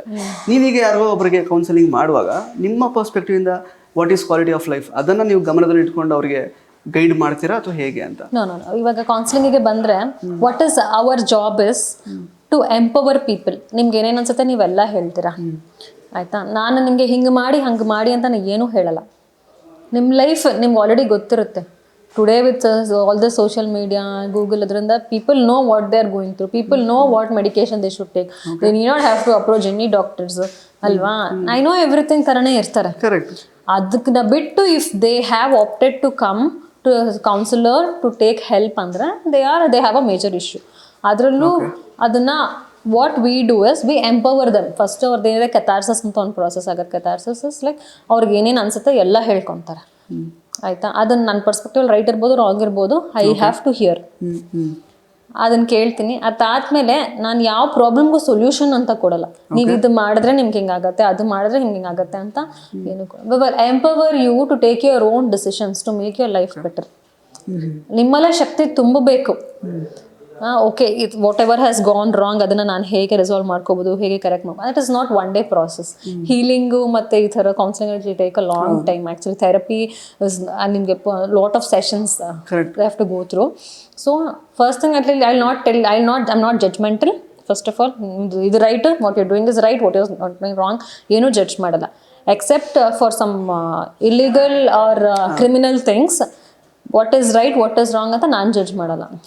ಇಫ್ ದೇ ಆರ್ ಡೂಯಿಂಗ್ ಏನಾದರೂ ಇಲ್ಲೀಗಲ್ ಆಗಿ ಕ್ರಿಮಿನಲ್ ಆಗಿ ಏನಾದ್ರು ಮಾಡ್ತಿದ್ರೆ ದಟ್ ಈಸ್ ರಾಂಗ್. ಅದನ್ನು ಬಿಟ್ಟರೆ ಜನರಲ್ ಡೇ ಟು ಡೇ ಆ್ಯಕ್ಟಿವಿಟೀಸಲ್ಲಿ ನೀವು ಬಿಕಾಸ್ ಅವ್ರ ಸೈಡ್ ಆಫ್ ಸ್ಟೋರಿ ಮಾತ್ರ ಅವ್ರು ಹೇಳ್ತಾನೆ ಇರ್ತಾರೆ. The other side of story ನಮ್ಗೆ ಗೊತ್ತೇ ಇರಲ್ಲ. ಇವಾಗ ಕಪಲ್ ಕೌನ್ಸಿಲಿಂಗಲ್ಲಿ we get to hear both ಇದು. ಅದರ್ವೈಸ್ ಇಂಡಿವಿಜುವಲ್ ಕೌನ್ಸಿಲಿಂಗಲ್ಲಿ ನಿಮ್ದು ಏನಿದೆ ನೀವು ಅದನ್ನ ಮಾತ್ರ ಹೇಳ್ತಿರ್ತೀರಿ. ನಾನೇ ರೈಟ್ ಅನ್ನೋ ಥರನೇ ಇರ್ತೀರಿ ಅಲ್ವಾ. ನನ್ಗೆ ಅವ್ರು ಹಂಗೆ ಮಾಡಿದ್ರು, ನಂಗೆ ಇವ್ರು ಹಿಂಗೆ ಮಾಡಿದ್ರು, ನಮ್ಮ ಮತ್ತೆ ಹಂಗಂದ್ರು, ನನ್ನ ಗಂಡ ಹಿಂಗಂದ್ರು, ಅಷ್ಟೇ ನಾವು ಮಾತಾಡ್ತಿರ್ತೀವಿ. So in that way okay ಎಲ್ಲದನ್ನು ನೀಟಾಗಿ ಜರ್ನಲ್ ಮಾಡಿಕೊಂಡು ನೀವು ನಿಮ್ಮ ಲೈಫ್ನ ನೀವು ಹೇಗೆ ಇಂಪ್ರೂವ್ ಮಾಡ್ಕೋಬೋದು ಅಂತ ನಿಮ್ಮಲ್ಲೇ ಶಕ್ತಿ ಇರುತ್ತೆ. ಆ ಶಕ್ತಿನ ಒಂದು ಸ್ವಲ್ಪ ನಾವು ಹುರಿದುಂಬಿಸ್ಬೇಕು ಅವರಿಗೆ. First step is that. It depends intensity of the problem ಹೆಂಗಿದೆ ಅಂತ ನೋಡ್ಕೊಂಡು will take the next steps. ಹಾಗೆ ಓಕೆ. ಆದರೆ ನೀವು ಅದ್ರ ಜಜ್ಮೆಂಟಲ್ ಆಗಿ ಏನೂ ಇರಲ್ಲ, ಯಾರೇ ನಿಮ್ಮ ಹತ್ರ ಬಂದು ಏನಾದರೂ ವಿಷಯ ಹೇಳ್ಕೊಂಡಾಗ ಆ ಥರದ್ದೆಲ್ಲ. ಆ್ಯಂಡ್ ಅಫ್ಕೋರ್ಸ್ ಅಂದರೆ ನನಗೆ ಕೇಳೋಕ್ಕೂ ಆಗಲ್ಲ, ಬಿಕಾಸ್ ಅದು ಕಾನ್ಫಿಡೆನ್ಷಿಯಲ್ ಅಂತ ನೀವು ಹೇಳ್ತಾ ಇರೋದು ಅಥವಾ ತುಂಬಾ ಯಾವುದೋ ಇಲ್ಲಿ ತನಕ ಕೇಳದೇ ಇರೋವಂಥ ವಿಷಯ ಅಥವಾ ಹಿಂಗೆಲ್ಲ ನಡೆದಿರುತ್ತಾ ಕೆಲವರು ವಿಷಯ, ಅಂದರೆ ನೀವು ಕಾನ್ಫಿಡೆನ್ಷಿಯಲ್ ಅಂತ ಹೇಳಿದ್ವಿ ಕೆಲವೊಂದು ವಿಷಯಗಳೆಲ್ಲ, ಆ ಥರ ಅನಿಸಿದ್ದು ಇದೆಯಾ ನಿಮಗೆ? ಯಾರಾದರೂ ಬಂದು ಹೇಳ್ಕೊಟ್ಟು? ಜನರಲಿ ನಾವು ಅನ್ಕೊಂತಾ ಇರ್ತೀವಿ ತುಂಬಾ ಸಾಹುಕಾರು, ದೇವ್ರು ಇಷ್ಟೊಂದು ದುಡ್ಡು ಕೊಟ್ಟಿದ್ದಾನಪ್ಪ ಇವ್ರಿಗೆ ಏನ್ ಪ್ರಾಬ್ಲಮ್ ಇರಕ್ ಸಾಧ್ಯ, ಇವ್ರೆಲ್ಲ ಇರುತ್ತೆ ಬಿಡಪ್ಪ, ಏನ್ ಹೇಳಿದ್ರು ಅವ್ರ ಹತ್ರ ಅಷ್ಟೊಂದು ದುಡ್ಡಿದೆ ಬಿಡು, ಅವ್ರು ಆರಾಮಾಗಿರ್ತಾರೆ, ಅವ್ರಿಗೆ ಏನ್ ಕಷ್ಟ ಅಂತ. ಅಂಥವ್ರ ಮಕ್ಕಳಾಗಿರಬಹುದು, ಅವ್ರ ಫ್ಯಾಮಿಲಿ ಪೀಪಲ್, ಅವ್ರಿಗೂ ತುಂಬಾ ಡಿಸ್ಟರ್ಬೆನ್ಸಸ್ ಇರುತ್ತೆ. they also have lot of issues that are going through which money cannot solve. Okay. ದೇವ್ರು ಅಷ್ಟೊಂದು ದುಡ್ಡು ಕೊಟ್ಟವ್ರಿಗೆ ದುಡ್ಡಿಂದ everything is in the mind ಒಟ್ನಲ್ಲಿ ಅಲ್ವಾ? ಹೌದು. ಸೊ ಅಷ್ಟೊಂದು ದುಡ್ಡು ಕೊಟ್ಟವ್ರಿಗೂ ದೇವ್ರಿಗೆ ಏನು ಪ್ರಾಬ್ಲಮ್ ಕೊಡೋಕ್ಕೆ ಸಾಧ್ಯ ಅನ್ನೋದು ನನಗೆ ಇವನ್ನ ಪ್ರಾಕ್ಟೀಸ್ ಮಾಡ್ತಿರ್ತಾರೆ, ಇಲ್ಲ ಥೆರಪೀಸ್ ಮಾಡ್ತಿರ್ತಾರೆ ಮೈ ಫ್ರೆಂಡ್ಸ್ ಆರ್ ನನ್ನ ಬೇರೆ ಕಡೆಯಿಂದ. We actually don't reveal anything, ಯಾರದೇ ಏನು ಪರ್ಸ್ನಲ್ ಥಿಂಗ್ಸ್ ಇದ್ರೂ it's all confidential. But I'm giving example, like ನಾವು ಸುಮ್ಮನೆ ಅನ್ಕೋತಾರಲ್ಲ ಜನನೂ ಅಷ್ಟೇ, ನೋಡ್ತಿರೋರು ದುಡ್ಡಿರೋರು ಏನ್ ಬೇಕಾದ್ರು ಮಾಡ್ಕೋತಾರೆ ಅಂತ. ದುಡ್ಡಿರೋರು ಚೆನ್ನಾಗಿರ್ತಾರೆ ಮೇಲೆ ಸೂಪರ್ಫಿಷಿಯಲ್ ಆಗಿ, ಬಟ್ ಒಳಗಿನೂ ಖುಷಿಯಾಗಿರೋದಾರೆ. Who know the actual meaning of life, ಹೆಂಗ್ ಖುಷಿಯಾಗಿರ್ಬೇಕು ಅಂತ. ಎಷ್ಟೊಂದು ಫಿಲಾಂಥ್ರೋಪಿಸ್ಟ್ ಇರ್ತಾರೆ, ಎಷ್ಟೋ ದುಡ್ಡು ಬಂದ್ರೆ ಇನ್ನೊಂದಷ್ಟು ಪರ್ಸೆಂಟೇಜ್ನ ನಾವು ಫಾರ್ ಸೋಷಿಯಲ್ ಸರ್ವಿಸ್ ನಾವು ಬಿಟ್ಕೊಟ್ಬಿಡ್ತೀವಿ ಅನ್ನೋ ಥರನೋ ಆ ಥರ. ಬಟ್ ಯಾರ್ಯಾರಿಗೆ ಅಂತ ದುಡ್ಡಿರೋರ್ಗೂ ಪ್ರಾಬ್ಲಮ್ಸ್ ಇರುತ್ತೆ ಅಂತ ನಾನು ನೋಡಿದಾಗ ಅರ್ಥ ಆಯ್ತು. ಓಕೆ. ಈಗ ಪ್ರೀತಿ ಅವ್ರ ಪ್ರಕಾರ 5 ಸಿಂಪಲ್ ವೇಸ್ ಟು ಅಂದರೆ ಇಂಪ್ರೂವ್ ಕ್ವಾಲಿಟಿ ಆಫ್ ಲೈಫ್ ನಿಮ್ಮ ಪ್ರಕಾರ ಹೇಳೋದಾದ್ರೆ ಜನಗಳಿಗೆ ಸ್ವಲ್ಪ ಅದರಿಂದ ಮೋಟಿವೇಟ್ ಆಗಲಿ ಅನ್ನೋ ಕಾರಣಕ್ಕೆ? ಫಸ್ಟ್ ಥಿಂಗ್ ಇಸ್ ನನ್ನ ಲೈಫ್ ನನಗೆ, ದರ್ ಇಸ್ ನೋ ಕಂಪ್ಯಾರಿಸನ್ ನನ್ನ ಲೈಫ್ಗೆ ಇನ್ನೊಬ್ಬರ ಲೈಫ್ಗೆ. ಓಕೆ, ನನ್ನ ಲೈಫ್ನ ನಾನು ಹೀಗೆ ಲೀಡ್ ಮಾಡ್ತೀನಿ. I live my life by choice. Correct. There is no comparison. And I am not competing with anybody. Don't compete with anybody. ಅಂದರೆ ಇವಾಗ ಸ್ಪೋರ್ಟ್ಸಲ್ಲಿ ನಾನು ನಂಬರ್ 1 ಬರಬೇಕು, that is all okay, that is the sport. ನನ್ನ ಲೈಫಲ್ಲಿ ಅವರು ಈ ಥರ ಬಟ್ಟೆ ಹಾಕೊಂಡ್ರು, ಅವ್ರು ಈ ಬ್ಯಾಗ್ ತೊಗೊಂಡ್ರು, ಇಲ್ಲ ಅವ್ರು ಈ ಕಾರು ತೊಗೊಂಡ್ರು, ನಾನು ಅದಕ್ಕಿಂತ ಜಾಸ್ತಿ ತೊಗೊಂಡ್ಬಿಡ್ಬೇಕು, ಆ ಥರ ಒಂದು ಆ್ಯಂಕ್ಷಿಯಸ್ ಆಗಿ ಯಾವ ಥರ ಡಿಸಿಷನ್ಸು ತೊಗೋಬಾರ್ದು. ಅದು ಒಂದು. And as I told you, choice ಲೈಫಲ್ಲಿ ಎವ್ರಿಥಿಂಗ್ ಇಸ್. ತುಂಬ ಡಿಸ್ಟರ್ಬೆನ್ಸಸ್ ಇರುತ್ತೆ ಇವಾಗ, ಫ್ರಮ್ ಮೈನರ್ ಟ್ರಾಫಿಕ್ಕಿಂದ ಹಿಡಿದು ರೋಡ್ ಸರಿ ಇಲ್ಲ ಅನ್ನೋದ್ರಿಂದ ಹಿಡಿದು ಲಾಟ್ ಆಫ್ ಡಿಸ್ಟರ್ಬೆನ್ಸ್. ಎವ್ರಿಬಡಿ ಮನೇಲಿ ಏನೋ ಅಂದರು ಎಲ್ಲನೂ ಇರುತ್ತೆ. But nothing should spoil my internal peace ಅಂತ ನಾವು ಅನ್ಕೋಬೇಕು. So okay, let me face it. Okay, irritate ಆಗುತ್ತೆ, ಕೋಪ ಬರುತ್ತೆ. I would tell people, be grateful for what you have. Nothing is be grateful. Already ದೇವ್ರು ನಮ್ಗೆ ಏನು ಕೊಟ್ಟಿದ್ದಾನೆ ಬರೆದಿಟ್ಕೊಂಡ್ರೆ, ನನಗೇನಿದೆ ಲೈಫಲ್ಲಿ, ನನಗೆ ಲೈಫ್ ಕೊಟ್ಟಿದೆ, my life self is a blessing to me. ನನಗೆ ನಮ್ಮ ಅಪ್ಪ ಅಮ್ಮ ನನಗೆ ಜೀವನ ಅಂತ ಒಂದು ಕೊಟ್ಟಿರೋದು ಅದೇ ಒಂದು ಬ್ಲೆಸ್ಸಿಂಗ್. ಆ ಜೀವನದಲ್ಲಿ ನನಗೆ ನನ್ನ ತಂದೆ ತಾಯಿ ಕೊಟ್ಟಿರೋದು ನನಗೊಂದು ಬ್ಲೆಸ್ಸಿಂಗ್. ನನಗೆ ಒಳ್ಳೆ ಅಣ್ಣ ಇದ್ದಾನೆ, ನನಗೆ ಒಳ್ಳೆ ಗಂಡ, ನನ್ನ ಮಗ, ವಾಟ್ ಆಲ್ ಐ ಹ್ಯಾವ್. ನನಗೆ ಒಳ್ಳೆ ಕರಿಯರ್ ಬರ್ತಾ ಇದೆ. ಅದ್ರ ಬಗ್ಗೆ ನಾನು ಫೋಕಸ್ ಮಾಡಿದ್ರೆ my life is so beautiful ಅಂತ ಅನ್ಸುತ್ತೆ ಅಲ್ವಾ? ಅದು ಒಂದು. B grateful for what ever. And ಆಮೇಲೆ ತಲೆ ಕೆಡಿಸ್ಕೋಬಾರ್ದು. ಯಾರು ಏನಾದರೂ ಅನ್ಲಿ, ಇಟ್ಸ್ ಓಕೆ. ಹೊರಗಡೆ ಪ್ರಪಂಚ ನೀವು ಬೈತೀರ, ನನ್ನ ಮನಸಾಕ್ಷಿಗೆ ನಾನು ಕರೆಕ್ಟಾಗಿ ಬದುಕ್ತಿದ್ದೀನ. ಆ್ಯಂಡ್ ನಾನು ಏನೇ ಮಾಡಿದ್ರು ಇವತ್ತು ನಾನು ಯೋಚನೆ ಮಾಡಿ ಮಾಡಬೇಕು. ನಾಳೆಗೆ I should not have regrets. ನಾಳೆ ನಾನು ಕೂತ್ಕೊಂಡು ಅಯ್ಯೋ ನಾನು ನಿನ್ನೆ ಹಿಂಗೆ ಮಾಡಬಾರ್ದಾಗಿತ್ತು, ತಪ್ಪಾಗೋಯ್ತು ಅನ್ನೋ ಥರ ಅನ್ಕೊಳ್ದಿರ ಇವತ್ತು ನಾನು ಬದುಕಬೇಕು. ನಾನು ಇಷ್ಟ ಬಂದಂಗೆ ನಾನು ಬದುಕ್ತೀನಿ. But see to that tomorrow you don't regret for that. If you regret then your decisions are wrong ಅನ್ನೋ ಥರನೇ ಅಲ್ವಾ? ಸೊ ಲೀಡ್ ಯುವರ್ ಲೈಫ್, ನಿಮ್ಗೆ ಇಷ್ಟ ಬಂದಂಗೆ ಇರಿ. But yeah, and the boundaries of the society, like nothing like illegal activities ಇಲ್ದಿರ, ಏನು criminals ಆ ಥರ ಆಗದಿರ, ನೋ ಇಲ್ಲಿಗಲ್ ಆಕ್ಟಿವಿಟೀಸ್. ನಿಮ್ಗೆ ಇಷ್ಟ ಬಂದಂಗೆ ನೀವು ಇರಿ. But see to that you don't regret your decisions ಅನ್ನೋ ಥರ ಬದುಕಿದ್ರೆ it's all happy life. Simple things life, really it's not complicated also. ಚೆನ್ನಾಗಿ ಹೇಳಿದ್ರೆ. ಇನ್ಫ್ಯಾಕ್ಟ್ ಇದನ್ನು ಈಗ ಹೊರತುಪಡಿಸಿದ್ರೆ ಏನೀಗ ಕನ್ನಡಕ್ಕಿಂತ ಜಾಸ್ತಿ ತೆಲುಗಲ್ಲೇ ನೀವು ಹೆಚ್ಚು ಪ್ರಾಜೆಕ್ಟ್ಸ್ ಮಾಡಿಸಿರೋದು, ಅಥವಾ ಸಿಮಿಲರ್ ಅಂತಲೇ ಅನ್ಕೊಳ್ಬೋದಾ? ಆಲ್ಮೋಸ್ಟ್ ಸೇಮ್ ಪ್ರಾಜೆಕ್ಟ್ಸೇ, ಅಂದರೆ ಅಲ್ಲಿ ಎಷ್ಟು ಮಾಡಿದ್ರು ಇಲ್ಲೂ ಅಷ್ಟೇ ಮಾಡಿದ್ದಾರೆ ಅಂತ ಅನ್ಕೋಬೋದಾ? ಹೇಗೆ? ಇಲ್ಲ, ಅಲ್ಲೇ ಜಾಸ್ತಿ. ಸೊ ತೆಲುಗು ಪೀಪಲ್ ಅಕ್ಸೆಪ್ಟೆನ್ಸ್ ಬಗ್ಗೆ ಹೇಳೋದಾದರೆ? ತೆಲುಗು ಅಲ್ಲಿ ಜನ ತುಂಬ ಇಷ್ಟಪಟ್ಟು ನೋಡ್ತಾರೆ ಸೀರಿಯಲ್ಸ್ನ. ಅಂದರೆ ಬೇಗ ಆಕ್ಸೆಪ್ಟ್ ಮಾಡ್ಕೋತಾರೆ. ನಮ್ಮ ಕನ್ನಡದವ್ರಿಗೆ ನಿಜವಾಗ್ಲೂ ನಾನು ಹೇಳ್ತೀನಿ, ಸಿನಿಮಾ ಆಗಿರ್ಬೋದು, ಸೀರಿಯಲ್ ಆಗಿರ್ಬೋದು, ನಾವು ಒಂದು ಪ್ರೂವ್ ಮಾಡಿ ತೋರಿಸಿದ್ರೆ and it is good also in a way. ಅದರಿಂದ ನಮ್ಗಿನ್ನ ಚೆನ್ನಾಗಿ ಪರ್ಫಾರ್ಮ್ ಮಾಡಬೇಕು ಅಂತ ಒಂಥರ ಅವ್ರದ್ದು ಸ್ಟ್ಯಾಂಡರ್ಡ್ಸ್ ಜಾಸ್ತಿ ಸೆಟ್ ಮಾಡಿದ್ದಾರೆ, ಸ್ಟ್ಯಾಂಡರ್ಡ್ ಸೆಟ್ ಮಾಡಿಬಿಟ್ಟಿದ್ದಾರೆ. ಹೌದು. ಸೊ ತೆಲುಗು ಆಡಿಯನ್ಸು ಅಷ್ಟೇ, ರೂರಲ್ ಆಡಿಯನ್ಸು ಎಲ್ಲನೂ ತುಂಬ ಅವ್ರೊಂಥರ ತುಂಬ ಕನೆಕ್ಟ್ ಆಗಿಬಿಟ್ಟಿರ್ತಾರೆ. ತುಂಬ ಚೆನ್ನಾಗಿ ಮಾತಾಡಿಸ್ತಾರೆ. ಆ್ಯಂಡ್ ಅಲ್ಲಿನ market to people there is lot of scope to get one after the other opportunities ಸಿಗ್ತಾ ಹೋಗುತ್ತೆ. ನಾನೇ ನೋಡಿದ್ದಿದ್ರೆ ನನಗೆ ಕನ್ನಡದಲ್ಲಿ ನನಗೆ ಯಾಕೆ ಅಂತ ಗೊತ್ತಿಲ್ಲ, ದೇವರು ನಾವು ಪ್ರತಿ ತಿನ್ನೋ ಅಗಳಲ್ಲೂ ದೇವ್ರು ನಮ್ಮ ಹೆಸರು ಬರ್ತಿದ್ರೇ ಅದು ನಮಗೆ ಸಿಗುತ್ತೆ ಅಂತ. ಹಾಗೆ ಅವಕಾಶಕ್ಕೂ ಅಷ್ಟೇ, ನನಗೆ ಕನ್ನಡ ತೆಲುಗು ಅಂತ ಅಲ್ಲ, ಪ್ರಪಂಚ ಎಲ್ಲ ಒಂದೇ ಅನ್ನೋ ಥರನೇ ನಾನು ನೋಡೋದು. ಬಟ್ ನನ್ನ ಭಾಷೆ ಮೇಲೆ ನನಗೆ ಕಂಪ್ಲೀಟ್ಲಿ ನನಗೆ ಗೌರವ ಇದೆ, ಹೆಮ್ಮೆ ಇದೆ. ಬಟ್ ನನಗೆ ಕೆಲಸ ಎಲ್ಲಿ ಕರೆದು ಕೊಡ್ತಾರೋ ನಾನು ಅಲ್ಲಿ ನ್ಯಾಯವಾಗಿ ನನ್ನ ಕೆಲಸ ಮಾಡ್ತಿದ್ದೀನಿ. ಅದಕ್ಕೆ ಅಲ್ಲಿಂದ ನಾನು ಅನ್ನ ತಿಂತಾ ಇದ್ದೀನಿ, ಅಂದರೆ ನನ್ನ ಋಣ ಅಲ್ಲಿದೆ ನನಗೆ. ಸೊ ನನಗೆ ತೆಲುಗಲ್ಲಿ ಹೆಚ್ಚಿಗೆ ಕೆಲಸ ಸಿಕ್ಕಿದೆ. ನಾನು ಅದರಿಂದ ಎಷ್ಟೋ ಒಂದಷ್ಟು ನಾನು ಒಂದು ಮನೆ ಕಟ್ಟಿದ್ದೀನಿ ಅಲ್ಲಿಂದ ಬಂದಿರೋ ದುಡ್ಡಿಂದ. ಸೊ ಅದೆಲ್ಲ ದೇವ್ರು ನನಗೆ ಮಾಡಿಕೊಟ್ಟಿರೋದು. ಸೊ ನನ್ನ ಭಾಷೆ ಮೇಲೆ ನನಗೆ ಗೌರವ ಇದೆ, ಬೇರೆ ಭಾಷೆನೂ ನಾನು ಈಕ್ವಲಿ ಪ್ರೀತಿಸ್ತೀನಿ. ಸೊ ಅಲ್ಲಿನ ಜನ ಚೆನ್ನಾಗಿ ಆಕ್ಸೆಪ್ಟ್ ಮಾಡ್ಕೊಂಡಿದ್ದಾರೆ, ತುಂಬ ಸಂತೋಷ ಇದೆ. ಈಗ ನಾನು ವಾಪಸ್ ಕನ್ನಡದಲ್ಲಿ ಬಂದು ನಾನು ಸೀರಿಯಲ್ ಮಾಡ್ತಿರೋದು ನನಗೆ ಇನ್ನೂ ಖುಷಿ. ಇನ್ಫ್ಯಾಕ್ಟ್ ನನ್ನ ಮಗ ಅವ್ನ ಸ್ಕೂಲಲ್ಲಿ ಎಲ್ಲರೂ ನೋಡ್ತಾರೆ ಕನ್ನಡ ಸೀರಿಯಲು. ಅದು ನನ್ನ ಮಗ ಬಂದು ಹೇಳ್ತಾ ಇದ್ರೆ ಇನ್ನೂ ಖುಷಿ ಆಗುತ್ತೆ ನನಗೆ. ಕರೆಕ್ಟ್. ಇನ್ನು ಅದೇ ಹೊಸ ಮನೆ, ಅದು ಆ್ಯಕ್ಚುಲಿ ಇವಾಗ ಜಿ ಎಂಟರ್ಟೈನರ್ಸ್ ಅಲ್ಲಿ ಏನೋ ನೀವು ಹೇಳಿದ್ರಿ ಹೊಸ ಮನೆ, ಇವಾಗೇನೋ ಹೊಸದಾಗೇನೋ ಒಂದು ಹೊಸ ಮನೆ ಮಾಡ್ಕೊಂಡಿದ್ದೀರಾ ಅನ್ಸುತ್ತಲ್ಲ ನೀವು? ಇಲ್ಲ, ಮನೆ ಕಟ್ಟಿದ್ದು ಸುಮಾರು ವರ್ಷ ಆಯಿತು, ಬಟ್ ರಿನೋವೇಷನ್ ಆಗ್ತಿದೆ.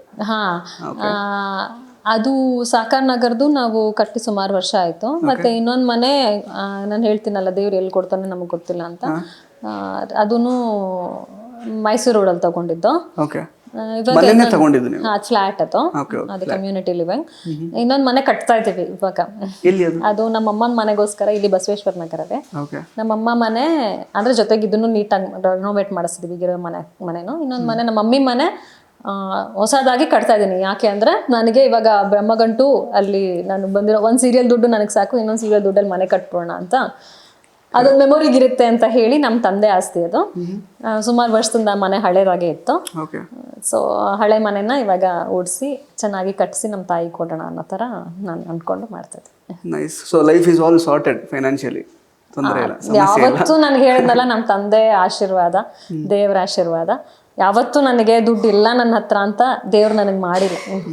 ನನ್ನ ಹತ್ರ ಒಂದು ಚೂರು ದುಡ್ಡು ಬ್ಯಾಲೆನ್ಸ್ ಲೋ ಆಗ್ತಿದೆ ಅನ್ನೋಷ್ಟರಲ್ಲಿ ನನಗೆ ಯಾವುದೋ ಒಂದು ಅವಕಾಶ ಬರುತ್ತೆ, ನನಗೆ ನಾನು ಸಂಪಾದನೆ ಮಾಡ್ಕೋತೀನಿ. ಆ್ಯಂಡ್ ಟಚ್ ವುಡ್, ನನಗೆ my husband is also quite well settled. ಅವ್ರು ಡಾಕ್ಟರ್, ಅವ್ರದ್ದು ತುಂಬ ಕಷ್ಟಪಟ್ಟು ಓದಿ ಅವರು ಒಂದು ಲೈಫಲ್ಲಿ ಸೆಟಲ್ ಆಗಿದ್ದಾರೆ.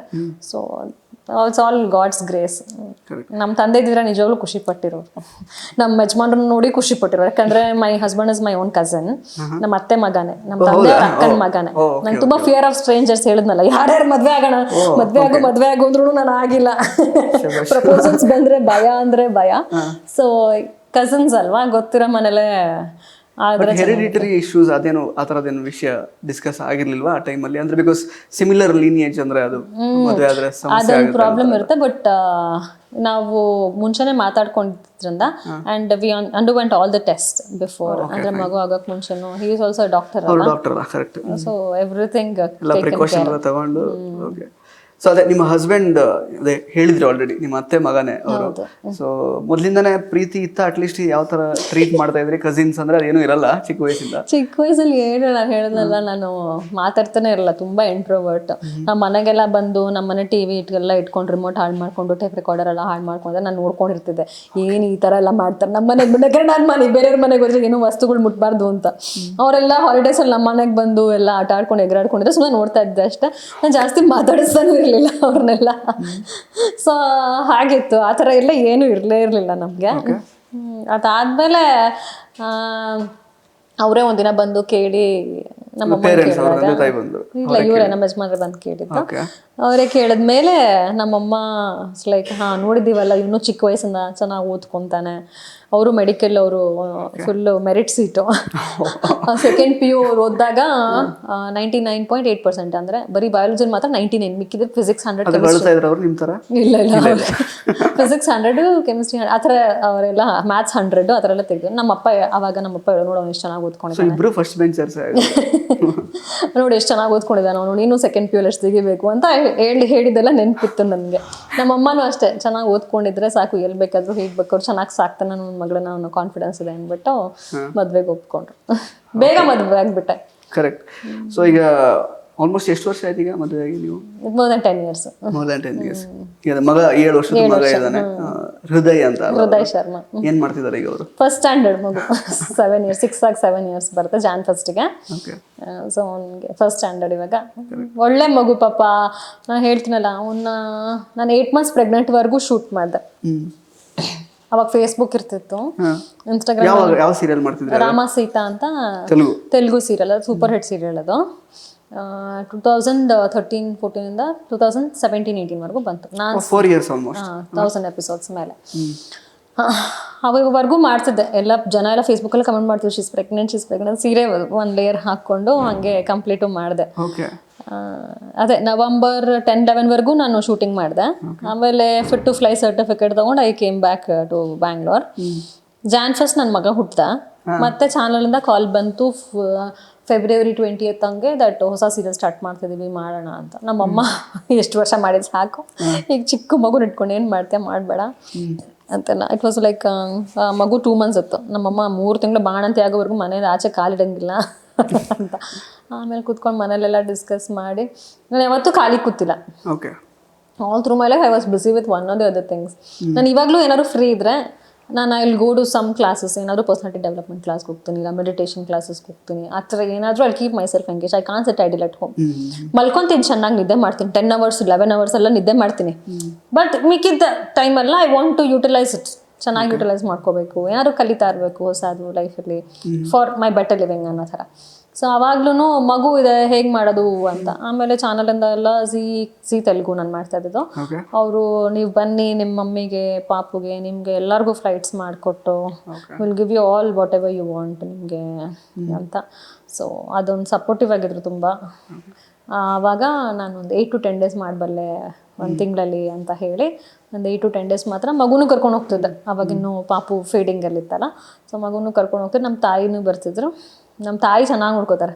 ನನ್ಗೆ ಯಾಕೆ ನಮ್ಮ ತಾಯಿ ಮೇಲೆ ನಂಬಿಕೆ, ನಮ್ಮನ್ನು ಹೇಗೆ ನೋಡ್ಕೊಂಡಿದ್ದಾರೆ ಗೊತ್ತಲ್ಲ ಚಿಕ್ಕ ವಯಸ್ಸಿಂದ.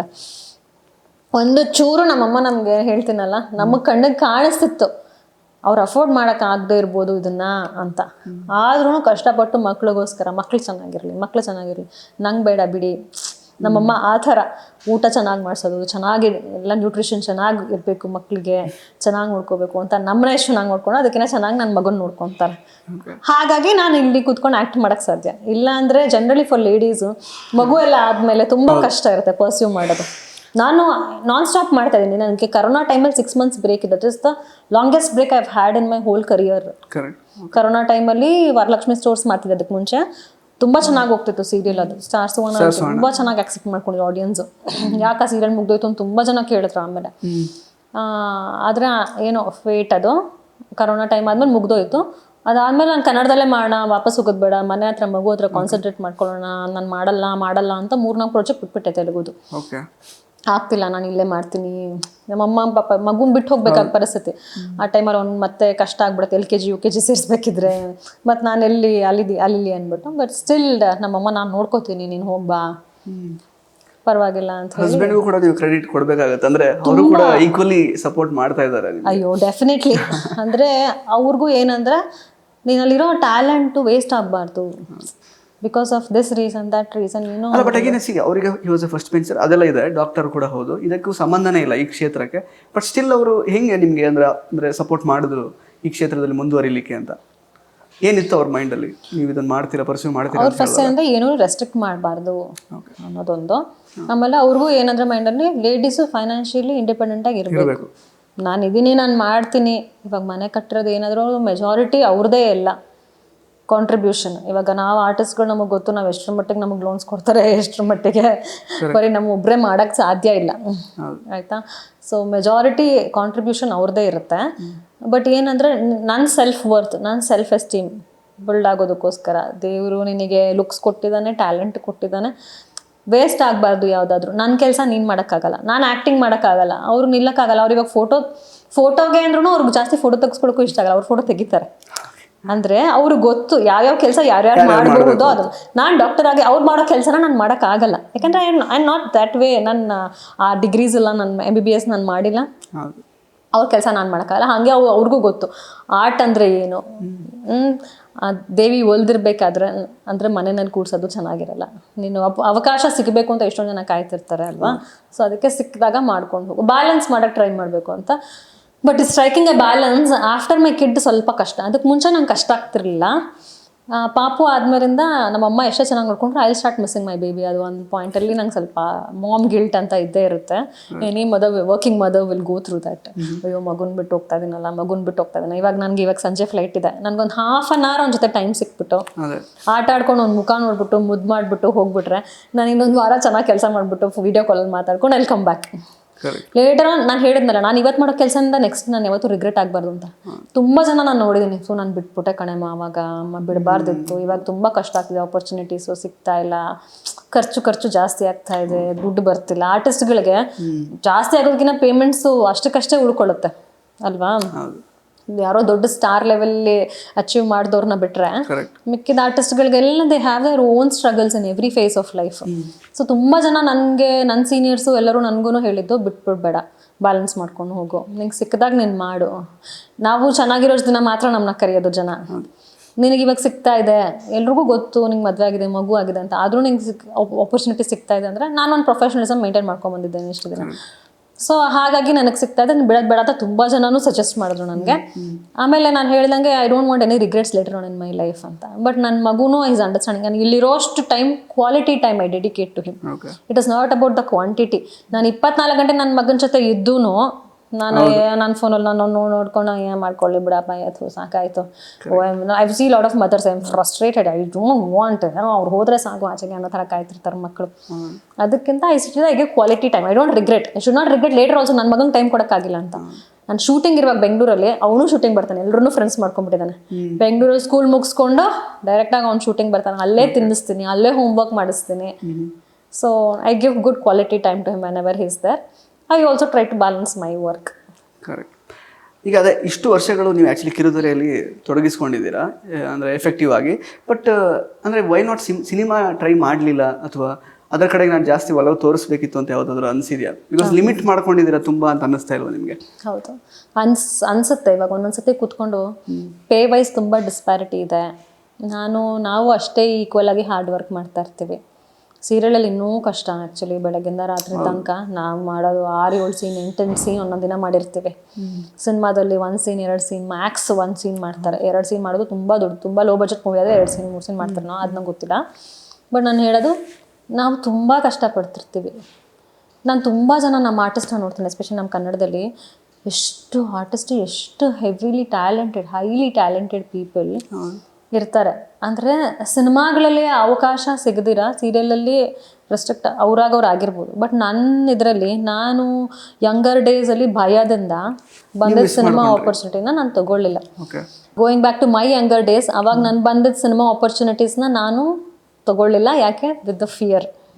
ಯಾಕಂದರೆ ಏನಾದರೂ ತಪ್ಪು ಇದಾಗ್ಬಿಟ್ರೆ ನನಗೆ ಫೇಸ್ ಮಾಡೋಕ್ಕಾಗಲ್ಲ ಅಲ್ವಾ, ಯಾರು ನನಗೆ ಆ ಥರ ಸಪೋರ್ಟಿವ್ ಆಗಿಲ್ಲ ಅಲ್ವಾ ಅನ್ನೋ ಥರ ಭಯದಿಂದ ತಗೊಳ್ಳಿಲ್ಲ. ಬಟ್ ಆಮೇಲೆ ನೋಡ್ತಾ what the disparity between cinema and serial, monetary wise and fame wise, what they gain. Again there is also struggle there, ಇಲ್ಲ ಅಂತ ಇಲ್ಲ. ಬಟ್ ನಾನು ತೆಲುಗು ಅಲ್ಲಿ ನೋಡ್ತೀನಲ್ಲ, ತೆಲುಗು ಸಿನಿಮಾಗೆ ನಂಗೆ ಕರೆದಿದ್ರು ಫೋನ್ ಮಾಡಿ, ಮೇಡಮ್ ನೀನು ಸೀರಿಯಲ್ ಮಾಡಬೇಕಾದ್ರೆ ಎಲ್ಲರೂ ಹೇಳಿದ್ರು, ಅಯ್ಯೋ ತೆಲುಗು ಸೀರಿಯಲಿಂದ ಸಿನಿಮಾಗೆ ಹೋಗೋದು ತುಂಬ ಕಷ್ಟ, ಅಲ್ಲಿ ತುಂಬ ದೊಡ್ಡ ಒಂಥರ ಬೈಫಕೇಶನ್ ಇದೆ. ಸೀರಿಯಲ್ಲೇ ಮಾಡ್ಕೊಂಡು ಹೋಗ್ಬೇಕು, ಸಿನಿಮಾನೇ ಮಾಡ್ಕೊಂಡು ಹೋಗ್ಬೇಕು ಅಂತ. 1-2 ಸಿನಿಮಾ ಮಾಡಿದ್ರೆ ಸೀರಿಯಲ್ ಆರ್ಟಿಸ್ಟ್ಗಳು ಸೀರಿಯಲ್ನ ಬಿಟ್ಬಿಡ್ಬೇಕು, ಬಿಕಾಸ್ ಸೀರಿಯಲ್ ಕಾಣಿಸ್ಕೋಬಾರ್ದು ಅನ್ನೋ ಥರ. ಅಂಥ ಟೈಮಲ್ಲಿ ನನಗೆ ಸೀರಿಯಲ್ ಒಳ್ಳೊಳ್ಳೆ ಡೈರೆಕ್ಟರ್ಸಿಂದ ನನಗೆ ಸಿನಿಮಾ ಆಫರ್ ಬಂದರೂ ನನಗೆ ಭಯ. ಏನು ಅನ್ಕೊಂಡ್ಬಿಡ್ತಾರೆ ಜನ, ಅಕಸ್ಮಾತ್ ಏನಾದರೂ ಬೇರೆ ಥರ ಆಗಿಬಿಟ್ರೆ how people will take me wrong, ಯಾವ ಥರ ಅಂತಾರೆ. ನನಗೆ ತುಂಬ ಒಂಥರ ರೆಸ್ಟ್ರಿಕ್ಷನ್ಸ್ ನನ್ನ ಮೈಂಡಲ್ಲಿ ನಾನು ಹಾಕ್ಕೊಂಡು, ಬಟ್ ಧೈರ್ಯವಾಗಿ ಫೇಸ್ ಮಾಡಿ ನಾನು ಮುನ್ನುಗ್ಗಬೇಕಿತ್ತು. ನಾನು ಒಳ್ಳೆ ರೀತಿಯಿಂದನೇ ನಾನು ಮುನ್ನುಗ್ಗಿದ್ದಿದ್ರೆ ಮೋಸ್ಟ್ಲಿ ಪ್ರಾಬಬ್ಲಿ ಇನ್ನೂ ಚೆನ್ನಾಗಿರ್ತಿದ್ನೇನೋ. But as I told you, ಎಲ್ಲ ಬರ್ದಿಟ್ಟಿರ್ತಾನೆ ದೇವರು. ಆ ಟೈಮಲ್ಲಿ ನನಗೆ ಅಷ್ಟೇ ಇದ್ದಿದ್ದು ಧೈರ್ಯ. ಅಷ್ಟು ಧೈರ್ಯ ಇಟ್ಕೊಂಡು ನಾನು ಏನು ಮಾಡಬಲ್ಲೆ ಅಷ್ಟು ಮಾಡಿದ್ದೀನಿ. ಸೊ ನೆಕ್ಸ್ಟ್ ನನಗೆ ಚೆನ್ನಾಗಿರೋ ಆಪರ್ಚುನಿಟೀಸ್ ಬಂದರೆ ಖಂಡಿತ ನಾನು ಧೈರ್ಯವಾಗಿ ಫೇಸ್ ಮಾಡುವಷ್ಟು ಇವಾಗ ದೇವ್ರು ನನಗೆ ಅಷ್ಟು ಧೈರ್ಯ ಕೊಟ್ಟಿದ್ದಾನೆ. ಅಟ್ಲೀಸ್ಟ್ ಯಾರಾದರೂ ಏನಾದರೂ ತಪ್ಪಾಗಿ ಮಾತಾಡಿದ್ರೆ ಐ ಕ್ಯಾನ್ ರಿವೋಲ್ಟ್ ಬ್ಯಾಕ್. ಆ ಥರ ಮಾತಾಡೂ ಇದೀನಿ ಆಫ್ ಲೇಟ್. ಸಿನಿಮಾಗೆ ಅಂತ ಯಾರಾದರೂ ಕಾಲ್ ಮಾಡಿರ್ತಾರೆ, ಮಾತಾಡ್ತಾ ಏನಾದರೂ ಬೇರೆ ಕಡೆ ಡೈವರ್ಟ್ ಆದರೆ ಟಾಪಿಕ್. ಸೊ ಸರ್ ನಿಮ್ಮ ಸಿನಿಮಾ ಬಗ್ಗೆ ಕಾನ್ಸಂಟ್ರೇಟ್ ಮಾಡಂಗಿದ್ರೆ you have to tell me the story ಅಲ್ವಾ. ನೀವು ಇಷ್ಟರ ಮಟ್ಟಿಗೆ ಒಂದು ಹೆಸರು ಮಾಡಿದ್ಮೇಲೂ ಆ ಥರದ ಕರೆಗಳೆಲ್ಲ ಬಂದಿದೆ ನಿಮಗೆ? ಸುಮ್ಮನೆ ಯೂಸ್ಲೆಸ್ ಬೇಡದೇ ಇರೋ ಪಾಯಿಂಟ್ಲೆಸ್ ಮಾತುಗಳು? ಬಂದಿದೆ. ಅದಕ್ಕೆಲ್ಲ ನಾನು ಹೇಳ್ತೀನಿ ಸರ್, ನೀವು ನಿಜವಾಗ್ಲೂ ಸಿನಿಮಾ ಮಾಡ್ಬೇಕಂತೀರ ನಾನು ಹೇಳೇ ಬಿಟ್ಟಿದ್ದೀನಿ. ಸಿನಿಮಾ ವೈಬಲ್ಲೇ ಗೊತ್ತಾಗ್ಬಿಡುತ್ತೆ ನಿಮಗಲ್ವಾ ಇವ್ರು ನಿಜವಾಗ್ಲೂ ಸಿನಿಮಾ ಮಾಡೋರೇ ಮಾಡಿದಾರ ಇವರು ಅಥವಾ ಏನು ಅಂತ. ಆ ಸಿನಿಮಾ ಮಾಡೋರು ಆಗಿರ್ಬೋದು ಅಂತವ್ರು ನಾನು ಹೇಳಿದ್ದೀನಿ. ಸಿನಿಮಾನೇ ಮಾಡಬೇಕು ಅಂತಂದ್ರೆ ನೀವು ಯೋಚನೆ ಮಾಡ್ಕೋತೀರ, what I should concentrate on my cinema. ನಾನು ಏನು ಮೇಕಿಂಗ್ ಮಾಡ್ಬೋದು, how can I do better with my screen play, with my ಆರ್ಟಿಸ್ಟ್ನ ನಾನು ಪರ್ಫಾರ್ಮೆನ್ಸ್ ಹೆಂಗೆ. You will not concentrate on other bullshit ಅಲ್ವಾ.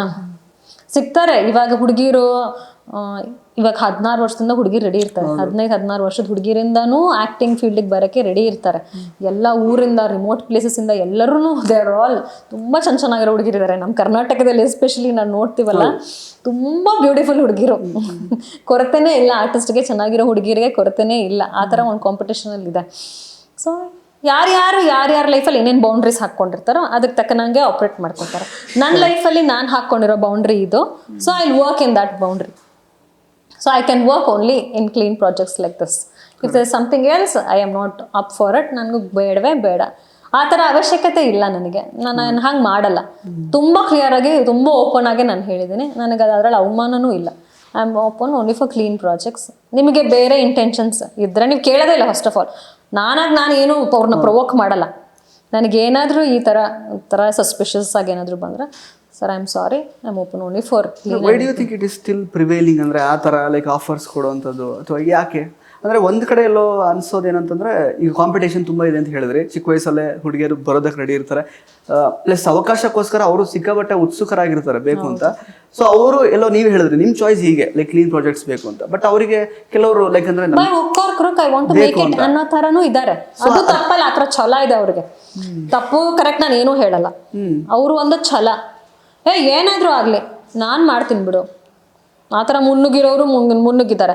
ಅದಾದ್ಮೇಲೆ ಅವ್ರಿಗೆ ಅಂತ ಒಂದು ಪ್ಲೇಸ್ ಕ್ರಿಯೇಟ್ ಮಾಡಿಕೊಂಡು ಇನ್ಯಾವನು ನಾನೇನು ಅಲ್ಲಾಡ್ಸೋಕ್ಕಾಗಲ್ಲ ಅನ್ನೋ ಥರ ಪೊಸಿಷನ್ ಕ್ರಿಯೇಟ್ ಮಾಡ್ಕೊತಾರೆ. It needs lot of guts for that also. That is also a struggle. It is not easy. ಯಾರನ್ನೂ ಹೆಸರಿಡ್ದು ಇವ್ರು ಹಂಗೆ ಮಾಡಿದ್ರು ಅವ್ರು ಹೆಂಗೆ ಮಾಡಿದ್ರು ಅಲ್ಲ. But it is the reality of the industry ಅಲ್ವಾ. By hook I am going to make it big ಅಂತ ಪಡ್ತಾರೆ. ಅದು ಅವ್ರಿಗೆ ಬಿಟ್ಟಿದ್ದು. ದಟ್ ಅವ್ರ ಬೌಂಡ್ರೀಸ್, ಅವ್ರ ಲೈಫ್. ನನ್ನ ಲೈಫ್ನ ಹಿಂಗೆ ಬದುಕ್ತೀನಿ ಅಂತ ಅವ್ರ ಬೌಂಡ್ರಿ ಹಾಕೊಂಡಿದ್ದಾರೆ.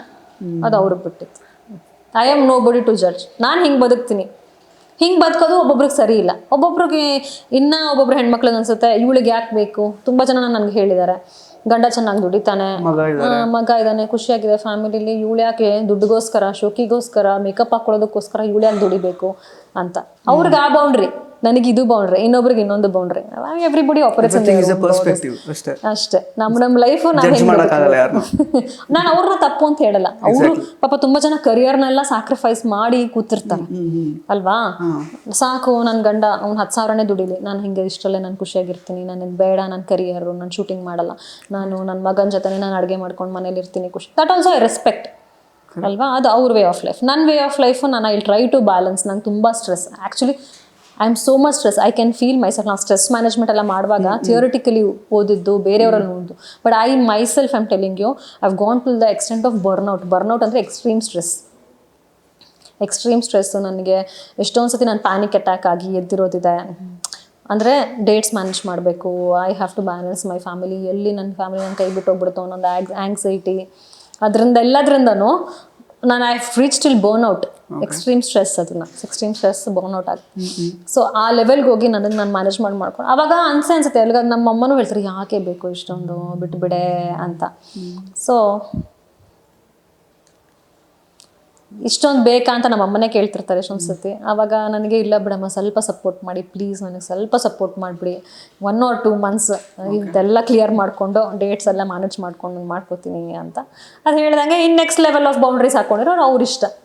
ಅವ್ರಿಗೂ ಇರ್ತಾರಲ್ಲ ಫ್ಯಾಮಿಲಿ, ಅವ್ರ ಅಪ್ಪ ಅಮ್ಮ ನೋಡ್ಕೋತಾರೆ, ಇಲ್ಲ ಅವ್ರ ಮನಸ್ಸಾಕ್ಷಿ ಅಂತಿರುತ್ತೆ, ಅವ್ರಿಗೆ ಹೆಂಗೆ ಬೇಕು. And people are happy like that also. I am seeing ನಂಗೆ ಏನು ಬೇಕೋ ನನ್ನ ಲೈಫಲ್ಲಿ ಅದಿದೆ. ನಂಗೆ ಲಕ್ಸುರಿ ಲೈಫ್ ಬೇಕು, ನನಗೆ ಹೀಗೆ ಲೈಫ್ ಲೀಡ್ ಮಾಡಬೇಕು ಅಂತ ಅವ್ರು ಬಂದು ಕೂತ್ಕೊಂಡಿರ್ತಾರೆ. ಸೊ ಅದು ಅವ್ರಿಗೆ ಸಿಕ್ಕಿದಾಗ ಅವ್ರು ಖುಷಿಯಾಗೇ ಇದ್ದಾರೆ ಅಲ್ವಾ. ಅದಾದಮೇಲೆ ವಾಟ್ ದೇ ಗೋ ಥ್ರೂ ಇದೆಲ್ಲ ಅವ್ರಿಗೆ ಬಿಟ್ಟಿದ್ದು. ನಾನು ಹೇಳಲ್ವಾ, ನಮ್ಮ ಕೈಯಲ್ಲಿದೆ. ನಾನು ಅದರಿಂದ ಸಫರ್ ಆದ್ನ, ನಾನು ಅದರಿಂದ ಎಕ್ಸೆಲ್ ಆದ್ನ, ಅದೆಲ್ಲ ನನಗೆ ಬಿಟ್ಟಿದ್ದು. ಓಕೆ, ಜಜ್ಮೆಂಟಲ್ ಆಗೋದು ಬೇಡ ಅದೊಂದು ಕಡೆ, ಪ್ಲಸ್ ಅವ್ರವ್ರ ಲೈಫ್ ಅವ್ರವ್ರು ಹೆಂಗೆ ತೊಗೊಂಡೋಗ್ತಾರೋ ಅದೊಂದು ಕಡೆ. ಬಟ್ ಸ್ಟಿಲ್ ಈಗ ಆರ್ಟ್ ಅಂತ ಬಂದಾಗ ಆ್ಯಕ್ಚುಲಿ ಕೆಲವರಿಗೆ ಈಗ ಫಾರ್ ಎಕ್ಸಾಂಪಲ್ ತುಂಬಾ ಹೆವಿಲಿ ಟ್ಯಾಲೆಂಟೆಡ್ ಇರಬಹುದು, ಕ್ಲೀನ್ ಪ್ರಾಜೆಕ್ಟ್ಸೇ ಮಾಡಬೇಕು ಅಂತ ಇರುತ್ತೆ ಅವ್ರಿಗೆ. ಈ ರೀತಿ ಬೇರೆ ರೀತಿಯಲ್ಲಿ ವಾಮ ಮಾರ್ಗದಲ್ಲಿ ನಾವೇನೋ ಅವಕಾಶ ಪಡ್ಕೊಳ್ತೀವಿ ಅಂದ್ಕೊಳ್ಳೋರು ಜಾಸ್ತಿ ಆಗುವಾಗ ರಿಯಲ್ ಟ್ಯಾಲೆಂಟ್ಸಿಗೆ ವ್ಯಾಲ್ಯೂ ಇಲ್ಲಿರುತ್ತೆ ಅವಾಗ ಅಂತ ನಾನು ಹೇಳ್ತಿರೋದು. ಅದಕ್ಕೆ ಕಡಿಮೆ ಆಗುತ್ತಲ್ವಾ ಅವಾಗ ರಿಯಲ್ ಟ್ಯಾಲೆಂಟ್ಸ್ ಬೆಳಕಿಗೆ ಬರಲ್ಲ, because they are not ready to do some unclean projects. ಅದೆಲ್ಲ ಟೆಂಪರರಿಲಿ ಇರಬಹುದು, ಬಟ್ ಏನಂದ್ರೆ in the long run what I see, ಯಾವುದೋ ಒಂದು ಟೈಮಲ್ಲಿ ಟ್ಯಾಲೆಂಟ್ನ ಮುಚ್ಚಿಡಕ್ಕೆ ಸಾಧ್ಯನೇ ಇಲ್ಲ. One or the other way. ನನಗೆ 40 ವರ್ಷ ಆದಮೇಲೆ ಅವಕಾಶ ಬರ್ಬೋದು, ನನಗೆ 20 ನಂಗೆ ಅವಕಾಶ ಬರಲಿಲ್ಲ. ಈಗ ನನ್ನ 30s ನನ್ನ ಮಗುನ, ನನ್ನ ಪಾಪುನ, ನನ್ನ ವರ್ಕ್ನ, ನನ್ನ ಫ್ಯಾಮಿಲಿನ ಬ್ಯಾಲೆನ್ಸ್ ಮಾಡ್ಕೊಂಡು ಹೋಗ್ತೀನಿ. ನನ್ನ 40s ನನಗೆ ಯಾವಾಗಾದ್ರೂ ಅವಕಾಶ ಬರ್ಬೋದು. ಅಂದರೆ ನಾನು ಹೀರೋಯಿನ್ ಆಗೇ ಮಾಡ್ತೀನಿ ಅಂತಲ್ಲ, ಯಾವುದಾದ್ರೂ ಚೆನ್ನಾಗಿರೋ ಕ್ಯಾರೆಕ್ಟರ್ಸ್ ಸಿಗ್ಬೋದು, ಅದಕ್ಕೊಂದು ಎಕ್ಸ್ಪೋಜರ್ ಸಿಗ್ಬೋದು, ಎಲಿವೇಶನ್ ಸಿಗಬಹುದು ಅಲ್ವಾ. That is what I believe. ಯಾರ್ಯಾರಿಗೆ ಯಾವ ಟೈಮಲ್ಲಿ ಏನೇನು ಆಗಬೇಕು ಅದು ಹಾಗೇ ಆಗುತ್ತೆ. So let us not push ತುಂಬ ಹರಿಬರಿಯಲ್ಲಿ ಏನೋ ಆಗ್ಬಿಡ್ಬೇಕು, ಏನೋ ಮಾಡ್ಬಿಡ್ಬೇಕು ಅಂತ ಹೋಗಿ ಇನ್ನೆಲ್ಲೋ ಬಿದ್ದು ಒದ್ದಾಡಿ ಅದೆಲ್ಲ ಆಗೋದ್ರಿಂದ ರಿಯಲ್ ಟ್ಯಾಲೆಂಟ್ ಯಾವತ್ತಿದ್ರೂ ಬೆಳಕಿಗೆ ಬಂದೇ ಬರುತ್ತೆ. ಇವತ್ತಲ್ಲ ನಾಳೆ ಅದನ್ನ ಹೈಡ್ ಮಾಡೋಕ್ಕೆ ಚಾನ್ಸೇ ಇಲ್ಲ. ಎಂತೆಂಥ ಹಳ್ಳಿಯಿಂದ ಎಲ್ಲ ಬಂದು ಏನು ಬ್ಯಾಕ್ಗ್ರೌಂಡ್ ಇಲ್ಲದೆ ಇರೋರು ದೇ ಮೇಡ್ ಇಟ್ ಬಿಗ್ ಅಲ್ವಾ. ಕರೆಕ್ಟ್. ಸೊ ಯಾವತ್ತೂ ಒಂದಿನ ಬೆಳಕಿಗೆ ಬಂದೇ ಬರುತ್ತೆ. ಅಲ್ಲಿ ತನಕ ಅವ್ರಿಗೆ ಪೇಷನ್ಸ್ ಇರಬೇಕು. They should not lose hope ಅಷ್ಟೇ. ನಾನು ಅಷ್ಟೇ, ಇವಾಗ ಆಯಿತು ಬಂದರೆ ಬರಲಿ, 40 ವರ್ಷ ಆದ್ಮೇಲೆ ನನ್ನ ಟ್ಯಾಲೆಂಟಿಗೆ ಇನ್ನೂ ಒಂದು ಬೆಳಕು ಸಿಗೋಂಥ ಒಂದು ಅವಕಾಶ ಸಿಗುತ್ತಾ, ಬರಲಿ, I am up for it. ಈ ಪಾಯಿಂಟ್ ಆಫ್ ಲೈಫಲ್ಲಿ for me I am trying to balance this. The next stage ನನ್ನ ಮಗ ಇನ್ನೂ ದೊಡ್ಡವನಾದ್ಮೇಲೆ ನನಗೆ ಓಕೆ ಸ್ವಲ್ಪ ಫ್ರೀ ಆಯಿತು, ಅಲ್ಲಿ ಇನ್ನೂ ಸ್ವಲ್ಪ ಲೀಜರ್ ಟೈಮ್ ಸಿಕ್ಕಿದೆ ಅಂದರೆ may be I will concentrate on my psychology things, ನಮಗೆ ಥೆರಪಿ ಆ್ಯಂಡ್ ಥಿಂಗ್ಸ್. ಆ್ಯಂಡ್ ಒಳ್ಳೊಳ್ಳೆ ಅವಕಾಶ ಸಿಕ್ಕಿದ್ರೆ ನನಗೆ ಮೂವೀಸಲ್ಲಿ ಇಲ್ಲ ಸೀರಿಯಲ್ಸಲ್ಲಿ ನಾನು ತೊಗೊಳಕ್ಕೆ ರೆಡಿ ಇರ್ತೀನಿ ಅಷ್ಟೇ. ಎನಿ ಟೈಮ್ ದೇವ್ರು ಕೊಡ್ತಾನೆ, ಅದನ್ನು ನಾವು ನಡ್ಸ್ಕೊಂಡು ಹೋಗೋದಷ್ಟೇ. ತುಂಬ ಆಶಾವಾದಿ ಅವರು. ಅದೇ ನೀವು ಹೇಳಿದ್ರಿ, ಅಪಾರ್ಟ್ ಫ್ರಮ್ ಇದು ಈ ಎಂಟರ್ಟೈನ್ಮೆಂಟ್ ಇಲ್ಲದೇ ಇದ್ರೆ ಸೈಕಾಲಜಿ ಅದನ್ನು ಕಂಟಿನ್ಯೂ ಮಾಡ್ತೀನಿ ಆ ಥರದ್ದಲ್ಲ ಅಂತ. ಬೇರೆ ಏನೆಲ್ಲ ಪ್ಲ್ಯಾನ್ಸ್ ಇದೆ ಲೈಫಲ್ಲಿ ನಿಮಗೆ ಎಕ್ಸ್ಪ್ಲೋರ್ ಮಾಡಲಿಕ್ಕೆ ಅಂತ? ಬಿಕಾಸ್ ಇರೋದು ಒಂದೇ ಲೈಫ್ ಅಲ್ಲ ಎಲ್ರಿಗೂ. ನನಗೇನಿಲ್ಲ, ಎಲ್ರಿಗೂ ಒಂದು ಪರ್ಪಸ್ ಆಫ್ ಲೈಫ್ ಅಂತ ಇರುತ್ತೆ, ಗೋಲ್ ಆಫ್ ಲೈಫ್ ಅಂತ ಇರುತ್ತೆ. ಸುಮ್ಮನೆ ಕೂತ್ಕೊಂಡು ಯೋಚನೆ ಮಾಡಿದ್ರೆ ನನಗೆ ಪೀಸ್ಫುಲ್ ಲೈಫ್ ಇಷ್ಟ, ಖುಷಿಯಾಗಿರಬೇಕು ಅಂತ ಇಷ್ಟ. ಅದಕ್ಕೆ ಏನೇನು ದಾರಿ ಮಾಡ್ಕೋಬೇಕು ಅದಕ್ಕೆ ದೇವ್ರು ನಂಗೆ ಮಾಡ್ಕೊಡ್ತಾ ಹೋಗಿದ್ದಾನೆ ಆಯಿತಾ. ತುಂಬ ದೊಡ್ಡ ಗೋಲ್ ಇಟ್ಕೊಂಡು ನಾನೇನೂ ಕೂತಿಲ್ಲ ಇಲ್ಲಿ. ಸೊ ಆಗಬೇಕಾಗಿರೋದು ಹಾಗೆ ಆಗುತ್ತೆ. ದೇವರೆಲ್ಲ ನಂಗೆ ಚೆನ್ನಾಗಿ ಮಾಡ್ಕೊಡ್ತಾನೆ. ನಮ್ಮ ಅಪ್ಪನ ಆಶೀರ್ವಾದ ನನಗಿದೆ, ಅದೊಂದು ಟ್ರಸ್ಟ್ ಮೇಲೆ ನನ್ನ ಆಸೆ ಇರೋದಿಷ್ಟೆ. ನನ್ನ ಮಗನ ಚೆನ್ನಾಗಿ ಮಾಡಬೇಕು, ಫ್ಯೂಚರು ಚೆನ್ನಾಗಿ ಬದುಕಬೇಕು, ಇರೋಷ್ಟು ದಿನ ಖುಷಿಯಾಗಿ ಬದುಕಬೇಕು, ಯಾರಿಗೂ ಮೋಸ ಮಾಡಬಾರ್ದು, ಯಾರಿಗೂ ಕೆಟ್ಟದ್ದು ಬಯಸಬಾರ್ದು, happy and neat clean peaceful life lead ಮಾಡ್ಬೇಕು ಅಷ್ಟೇ. ದೇವರೆಲ್ಲ ನೋಡ್ಕೋತಾನೆ ಅಷ್ಟೇ, ನಮ್ಮ ತಂದೆ ನೋಡ್ಕೋತಾರೆ ಎಸ್ಪೆಷಲಿ.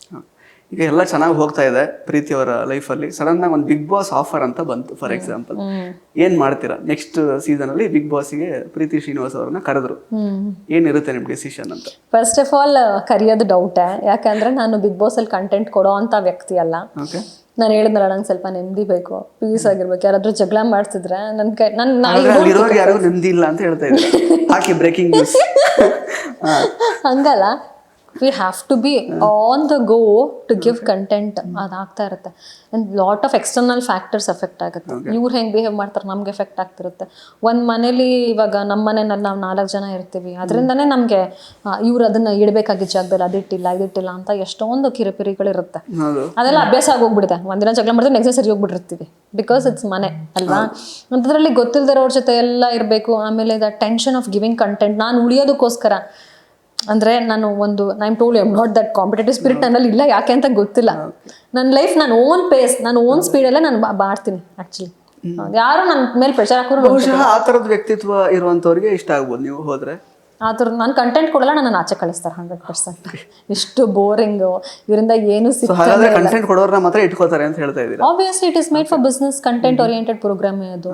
ನಾನು ಸುಮ್ಮನೆ ಕುತ್ಕೊಂಡಿದ್ರೆ ಯಾರು ನೋಡ್ತಾರೆ ನನ್ನನ್ನು ಅಲ್ವಾ. ಇವರಿಂದ ನಮ್ಗೆ ಏನು ಸಿಗ್ತಾ ಇಲ್ಲ.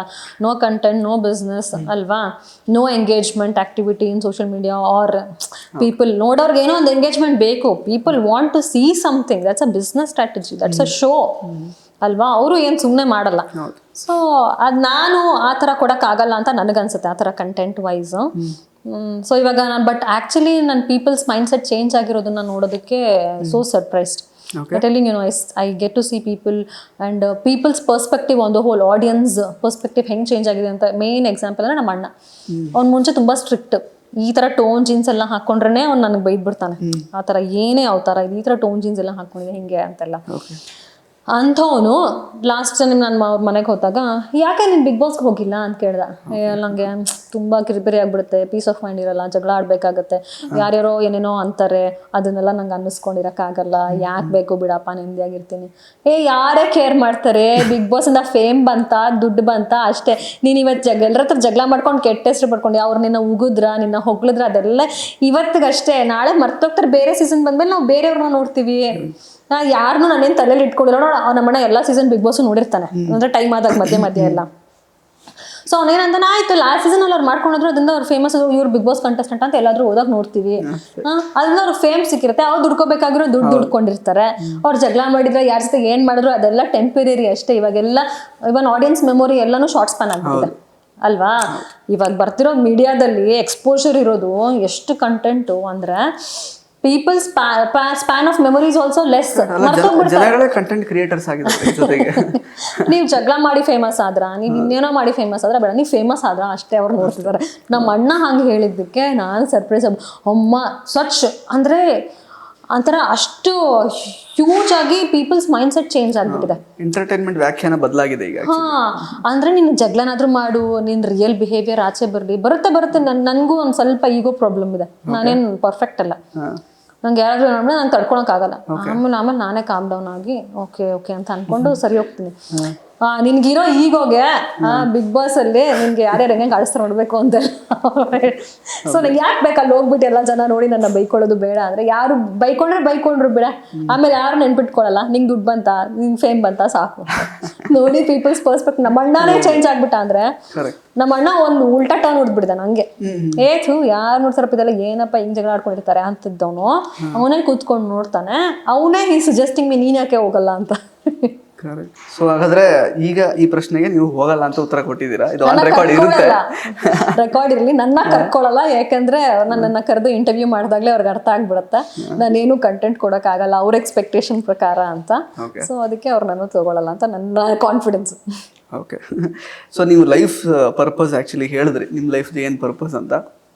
ಅಪಾರ್ಟ್ ಫ್ರಮ್ ದ್ಯಾಟ್, ಈಗ ಇಷ್ಟು ವರ್ಷಗಳಿಂದ ಕಿರುತೆರೆಯಲ್ಲಿ ನೀವು ತೊಡಗಿಸ್ಕೊಂಡಿದ್ದೀರಾ. ನಿಮಗೆ ಅಂದರೆ ಮೋನೋಟನಿ ಅಂತೇನು ಅನಿಸಿಲ್ವಾ? ಅಂದರೆ ಸೇಮ್ ಅದೇ ಓಕೆ, ಕ್ಯಾರೆಕ್ಟರ್ಸ್ ಪ್ಲೇ ಮಾಡ್ತಾ ಇರ್ತೀವಿ, ಜನಗಳಿಗೆ ಹತ್ತಿರ ಆಗ್ತಿರ್ತೀವಿ ಬೇರೆ ಬೇರೆ ರೀತಿಯಲ್ಲಿ, ಬೇರೆ ಬೇರೆ ಪಾತ್ರಗಳಲ್ಲಿ.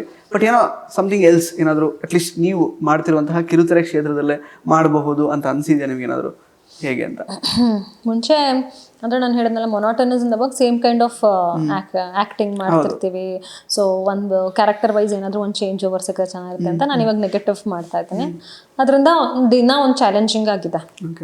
ಅದರ್ವೈಸ್ ನಾವು ನೋಡಿದ್ರೆ ಬೇರೆಯವ್ರಿಗೆ ಇನ್ನೂ ಮೊನಾಟನಸ್ ಲೈಫ್. ನಾನು ಬೇರೆಯವ್ರು ಬ್ಯಾಂಕಲ್ಲಿ ಕುತ್ಕೊಂಡು ಕೆಲಸ ಮಾಡ್ತಿರ್ತಾರೆ ಪಾಪ, ಅವ್ರದ್ದು ಇನ್ನೂ ಮೊನಾಟನಸ್ ಲೈಫೇ ಅಲ್ವಾ. Every day they have to at least we get to ಬೇರೆ ಬೇರೆ ಥರ ನಾವು ಡ್ರೆಸ್ಅಪ್ ಮಾಡ್ಕೊತೀವಿ, ಬೇರೆ ಬೇರೆ ಸೀನ್ಸ್ ಬರುತ್ತೆ, ಇಮೋಟ್ ಮಾಡ್ತೀವಿ, ಬೇರೆ ಬೇರೆ ಥರ ಇಮೋಷ್ನಲ್ ನಾವು ಇಮೋಟ್ ಮಾಡೋಕೆ ಒಂದು ಚಾನ್ಸ್ ಸಿಗುತ್ತೆ. ಸೊ ಇದಕ್ಕಿಂತ ಬೆಟರ್ ಜಾಬ್ ಏನು ಸಿಗೋಕ್ಕಾಗಲ್ಲ ಅಂತ ನನ್ಗನ್ಸುತ್ತೆ. ಯಾರು every day I want dress up well, ಅದೊಂಥರ ನಂಗೆ ತುಂಬ ಚಿಕ್ಕ ವಯಸ್ಸಿಂದ ಹುಚ್ಚಿತ್ತು. ಚೆನ್ನಾಗಿ ರೆಡಿ ಆಗ್ಬೇಕು, ಚೆನ್ನಾಗಿರೋ ಡ್ರೆಸ್ಸಸ್ ಹಾಕೋಬೇಕು ಅಂತ ಅದೊಂದು ಹುಚ್ಚು. ಇನ್ನು ಇದಕ್ಕಿಂತ ಇನ್ನು ಮೊನೋಟನಿ ಅಂದರೆ ಬೇರೆ ಜಾಬ್ಸೇ ಮೊನೋಟನಸ್ ಆಗಿರುತ್ತೆ ಇದಕ್ಕಿಂತ. So where I am here, that is good. Correct. ಇನ್ನು ಅದಕ್ಕೆ ಸೋಷಿಯಲ್ ಮೀಡಿಯಾ ಇವಾಗ ಎಷ್ಟರ ಮಟ್ಟಿಗೆ ಇವಾಲ್ವ್ ಆಗಿದೆ ಗೊತ್ತಿರುತ್ತೆ ನಮಗೆ. ಓಕೆ, ಪಾತ್ರವನ್ನು ತಲೆಯಲ್ಲಿ ಇಟ್ಕೊಂಡು ನೆಗೆಟಿವ್ ಕಮೆಂಟ್ಸ್ ಮಾಡೋರು ಒಂದು ಕಡೆ, ಬಟ್ ಈಗ ಸುಮ್ಮನೆ ಏನೋ ಫೌಲ್ ಲ್ಯಾಂಗ್ವೇಜಲ್ಲಿ ಏನೇನೋ ಹಾಕ್ತಿರ್ತಾರೆ ಕಮೆಂಟ್ಸು, ಏನೋ ಬ್ಯೂಟಿ ಬಗ್ಗೆ ಏನೋ ನೆಗೆಟಿವ್ ಆಗಿ ಅದನ್ನೆಲ್ಲ ನೀವು ಹೆಂಗೆ ಹ್ಯಾಂಡಲ್ ಮಾಡ್ತೀರಾ, ನೋಡ್ತೀರಾ ನೀವು ಅದೆಲ್ಲ ಹೇಗೆ ಅಂತ? ಸಿ ಫಸ್ಟ್ ಆಫ್ ಆಲ್ ಇವಾಗ ವಿತ್ ಎಲ್ಲರ ಜೀವನ ನೋಡಿ ಇಷ್ಟು ವರ್ಷ people have seen social media. There is no one regulation system for social media. Anybody can make account. You can make 100 fake accounts. One account ಅಲ್ಲ 10 account ಇಂದ you can comment. ಅದರಿಂದ faces ಇರಲ್ಲ, ಯಾರ್ದು ಐಡೆಂಟಿಟಿ ಇರಲ್ಲ. So ನಾನು ಅನ್ಕೋತೀನಿ at least psychologically when we see ಇದೆಲ್ಲ mental health problems ಎಲ್ಲಿಂದ ಕ್ರಿಯೇಟ್ ಆಗುತ್ತೆ ಅಂದರೆ most of it is from social media. So social ಮೀಡಿಯಾಗೆ ರೆಗ್ಯುಲೇಷನ್ ತರೋವರೆಗೂ ಇದೆಲ್ಲ ಸ್ಟಾಪ್ ಆಗಲ್ಲ. ಯಾಕೆಂದರೆ ನೀವು ಒಂದು 10 ಐ ಡಿ ಕ್ರಿಯೇಟ್ ಮಾಡಿಕೊಂಡು ನಿಮ್ಗೆ ಇಷ್ಟ ಬಂದವ್ರ ಮೇಲೆ ನೀವು ಇಷ್ಟ ಆಗಿರೋ ಥರ ಕಮೆಂಟ್ ಮಾಡ್ತೀರಾ. ಇಲ್ಲ, there are lot of shady things that are happening in social media. ಹಂಗೆ ನೋಡಕ್ಕೆ ಹೋದರೆ ಅಲ್ವಾ, ಯಾರ್ಯಾರಿಗೆ ಏನೇನು ಇಂಟ್ರೆಸ್ಟೋ ಅದೇ ಸಜೆಷನ್ಸ್ ಬರ್ತಾ ಇರುತ್ತೆ, ಅದರಲ್ಲೇ ಮುಳುಗೋಗೋ ಚಾನ್ಸಸ್ ಕೂಡ ಇರುತ್ತೆ. ಸೊ ಈ ಥರ ಕಮೆಂಟ್ಸ್ ಯಾರು ಮಾಡ್ತಾರೆ, most of them are faceless. ಆಯ್ತಾ, ಆ ಥರ ಫೇಸ್ಲೆಸ್ಸು, ಅವ್ರಿಗೆ ಯಾರು ಫಾಲೋವರ್ಸು ಇರಲ್ಲ. ಅದೆಲ್ಲನೂ ನಾನು ನೋಡಿದ್ದೀನಿ. ಅಂದರೆ ಬಿಕಾಸ್ ಈ ಥರ ಸೈಬರ್ ಥಿಂಗ್ಸು ಎಲ್ಲ ಆದಾಗೆಲ್ಲನೂ faceless people comment. And one more thing is because ನನಗೆ ಫ್ರೀ, ನನ್ನ ಮೊಬೈಲಲ್ಲಿ ಇಟ್ಕೊಂಡು ಹಿಂಗೆ ಅಂದ್ಕೊಂಡು ನಾನು ಏನು ಬೇಕಾದ್ರೂ ಮಾಡ್ಬೋದು ಅಂತ ನಿಮಗೆ ಒಂದು ಅವಕಾಶ ಸಿಕ್ಕಿದಾಗ ಎಲ್ಲರೂ ಮಾಡ್ತಾರೆ. ಅಲ್ವಾ? ಕರೆಕ್ಟ್. ನೀವು ಎಲ್ಲಾದ್ರೂ ಕುತ್ಕೊಂಡು ಮಾಡ್ಬೋದು, ವಾಶ್ರೂಮಲ್ಲಿ ಕುತ್ಕೊಂಡು ಮಾಡ್ಬೋದು, ಇಲ್ಲಿ ಕುತ್ಕೊಂಡು ಮಾಡ್ಬೋದು, ಎಲ್ಲಿ ಬೇಕಾದ್ರೂ ಕುತ್ಕೊಂಡು ಮಾಡೋ ಒಂದು ಫ್ರೀಡಮ್ ಸಿಕ್ಕ ಮೇಲೆ ಎಲ್ಲರೂ ಉಪಯೋಗಿಸ್ಕೊಂಡಿದ್ದಾರೆ.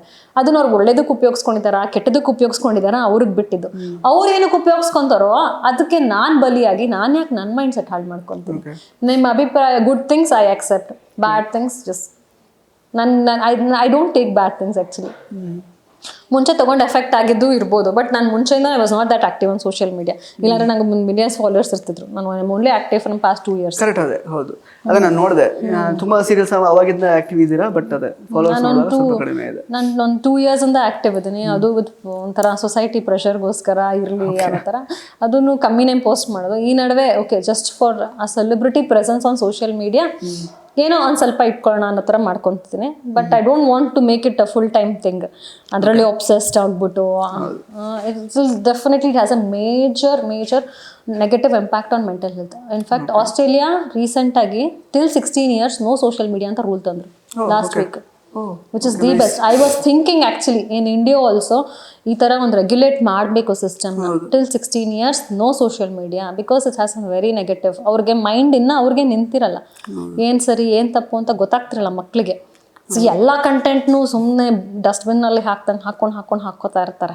ಅದರಿಂದ ತುಂಬ ಎಫೆಕ್ಟ್ ಆಗುತ್ತೆ ಅವರಿಗೆ, ತುಂಬ ಕಂಪ್ಯಾರಿಸನ್ಸ್ ಬರುತ್ತೆ. Everybody is living a filtered ಲೈಫೇ ಅಲ್ಲ ಸೋಷಿಯಲ್ ಮೀಡಿಯಾಲಿ. ನನ್ನ ಲೈಫಲ್ಲಿ ನಾನು ಚೆನ್ನಾಗಿರೋದನ್ನ ಮಾತ್ರ ನಾನು ಹಾಕ್ಕೋತೀನಿ ಅಲ್ವಾ? ಸೊ ಇವ್ರು ಮಾತ್ರ ಎಷ್ಟು ಚೆನ್ನಾಗಿದ್ದಾರೆ, ನನ್ನ ಲೈಫ್ ಮಾತ್ರ ಚೆನ್ನಾಗಿಲ್ಲ ಅನ್ನೋ ಒಂದು ಕಂಪ್ಯಾರಿಸನ್ ಬರುತ್ತೆ. So with all that what I'm telling, in India also there has to be regulation that at least ಒಂದು ಅಥೆಂಟಿಕ್ ನಂದು ID-ಯಿಂದ ನನ್ನ ಒಂದು ಆಧಾರ್ ಕಾರ್ಡಿಂದ ಒಂದು ಅಕೌಂಟ್ ಕ್ರಿಯೇಟ್ ಮಾಡಬೇಕು. ಆವಾಗ ನಿನ್ನ ಕಮೆಂಟಿಗೆ ನಾನು ವ್ಯಾಲ್ಯೂ ಮಾಡ್ತೇನೆ. You are right or wrong, I accept ನಿಮ್ಮ ಒಪಿನಿಯನ್. ಅದು everybody has this freedom of opinion, freedom of speech ಅಂತಾರಲ್ಲ. Okay, as Sujay what you are expressing, Soundarya okay ನಂಗೆ ನೀವು ಇಷ್ಟ, ವ್ಯಾಲಿಡ್. ನಂಗೆ ನೀವು ಇಷ್ಟ ಇಲ್ಲ, valid. It is your opinion. ನಿಮ್ಮ ಅಭಿಪ್ರಾಯ ಎಲ್ಲದಕ್ಕೂ ನಾನು ರೆಸ್ಪೆಕ್ಟ್ ಮಾಡ್ತೀನಿ. But I don't care about some fake IDs, some faceless people who want to come on social media platform and who want to try to put me down and effect me. That doesn't make a difference at all. Effect ಆದರೆ ಇನ್ನೂ ಮಾಡ್ಬೇಕಂತ ಅನ್ಕೊತಾರೆ. ನನಗೆ ಏನು I not here to prove anybody. ನಂಗೆ ಯಾರಿಂದನೂ validation ಬೇಕಾಗಿಲ್ಲ. ನನ್ನ ಲೈಫಲ್ಲಿ ನನಗೆ ತುಂಬ ಚಿಕ್ಕ ಸರ್ಕಲ್, ಆ ಇರೋ 5-6 ಜನ ನನಗೆ ಬೇಕಾಗಿರೋ ವೆರಿ ಇಂಪಾರ್ಟೆಂಟ್ ಪೀಪಲ್. ನನ್ನ ಕಷ್ಟಕ್ಕೆ ನನ್ನ ಸುಖಕ್ಕೆ ಆಗೋವಂಥ ಪರ್ಸನ್ಸ್. ನಂಗೆ 1 million ಫಾಲೋವರ್ಸ್ ಇದ್ರು ಅವ್ರು ಯಾರು ಬಂದು ನನಗೆ ಆಗಲ್ಲ. ರೀಸೆಂಟಾಗಿ ಒಬ್ಬಳು ಆರ್ಟಿಸ್ಟ್ ನನಗೆ ಗೊತ್ತಿರೋಳೆ 1.4 million ಫಾಲೋವರ್ಸ್ ಮಾಡ್ಕೊಂಡಿದ್ಲು 3-4 years back. But she succumb to suicide. ಯಾರು ಬರಲಿಲ್ಲ ಆ ಟೈಮಲ್ಲಿ. ಯಾರು ಬರ್ತಾರೆ? ಅವಳು ಯಾರಿಗೂ ಎಕ್ಸ್ಪ್ರೆಸ್ ಮಾಡ್ಕೊಳಕ್ಕಾಗ್ತಿರ್ಲಿಲ್ಲ. ನಾನು ಅವಾಗ ಅನ್ಕೊಂಡೆ, ನಾವು ಡಿಸ್ಟೆನ್ಸ್ ಆಗ್ಬಿಟ್ಟಿದ್ವಲ್ಲ, ಅಂದರೆ ಕಾಂಟ್ಯಾಕ್ಟಲ್ಲಿ ಇರಲಿಲ್ಲ. At least if I was available for her, ಒಂದು ವೇಯಲ್ಲಿ ಸೇವ್ ಮಾಡ್ಬೋದಿತ್ತಲ್ಲ ಅವಳ ಲೈಫ್ನ ಅನ್ನೋ ಥರ. ಅಷ್ಟು ಜನ ಇದ್ರೂ ನನಗೆ ಯಾರೂ ಇಲ್ಲ ಅನ್ನೋ ಥರ ಫೀಲಿಂಗ್ ಬರುತ್ತೆ ನೋಡಿ. ಅದ್ರ ಬದಲು ಅಲ್ಲಿ keep my circle very limited, ತುಂಬ ಸ್ಮಾಲ್ ಸರ್ಕಲ್. ನಾನು ಎಲ್ಲೂ ಪಾರ್ಟಿಂಗ್ ಹೋಗಲ್ಲ. ನೀವು ನೋಡಿದರೆ ಪೇಜ್ 3 ಕರೀತಿರ್ತಾರೆ, ಕರೆದು ಬಿಟ್ಬಿಟ್ಟಿದ್ದಾರೆ ಜನ ನನ್ನ. ಅದು ಒಂದು I don't socialise much. I socialise only with 3 or 4 people in my whole life. ಹಂಗೆ ನೋಡೋಕ್ಕೋದ್ರೆ ಅದು ಅವ್ರ ಜೊತೆನೇ ಪಾರ್ಟಿ ಮಾಡ್ತೀನಿ, ಅವ್ರ ಜೊತೆನೇ ಆಚೆ ಹೋಗ್ತೀನಿ.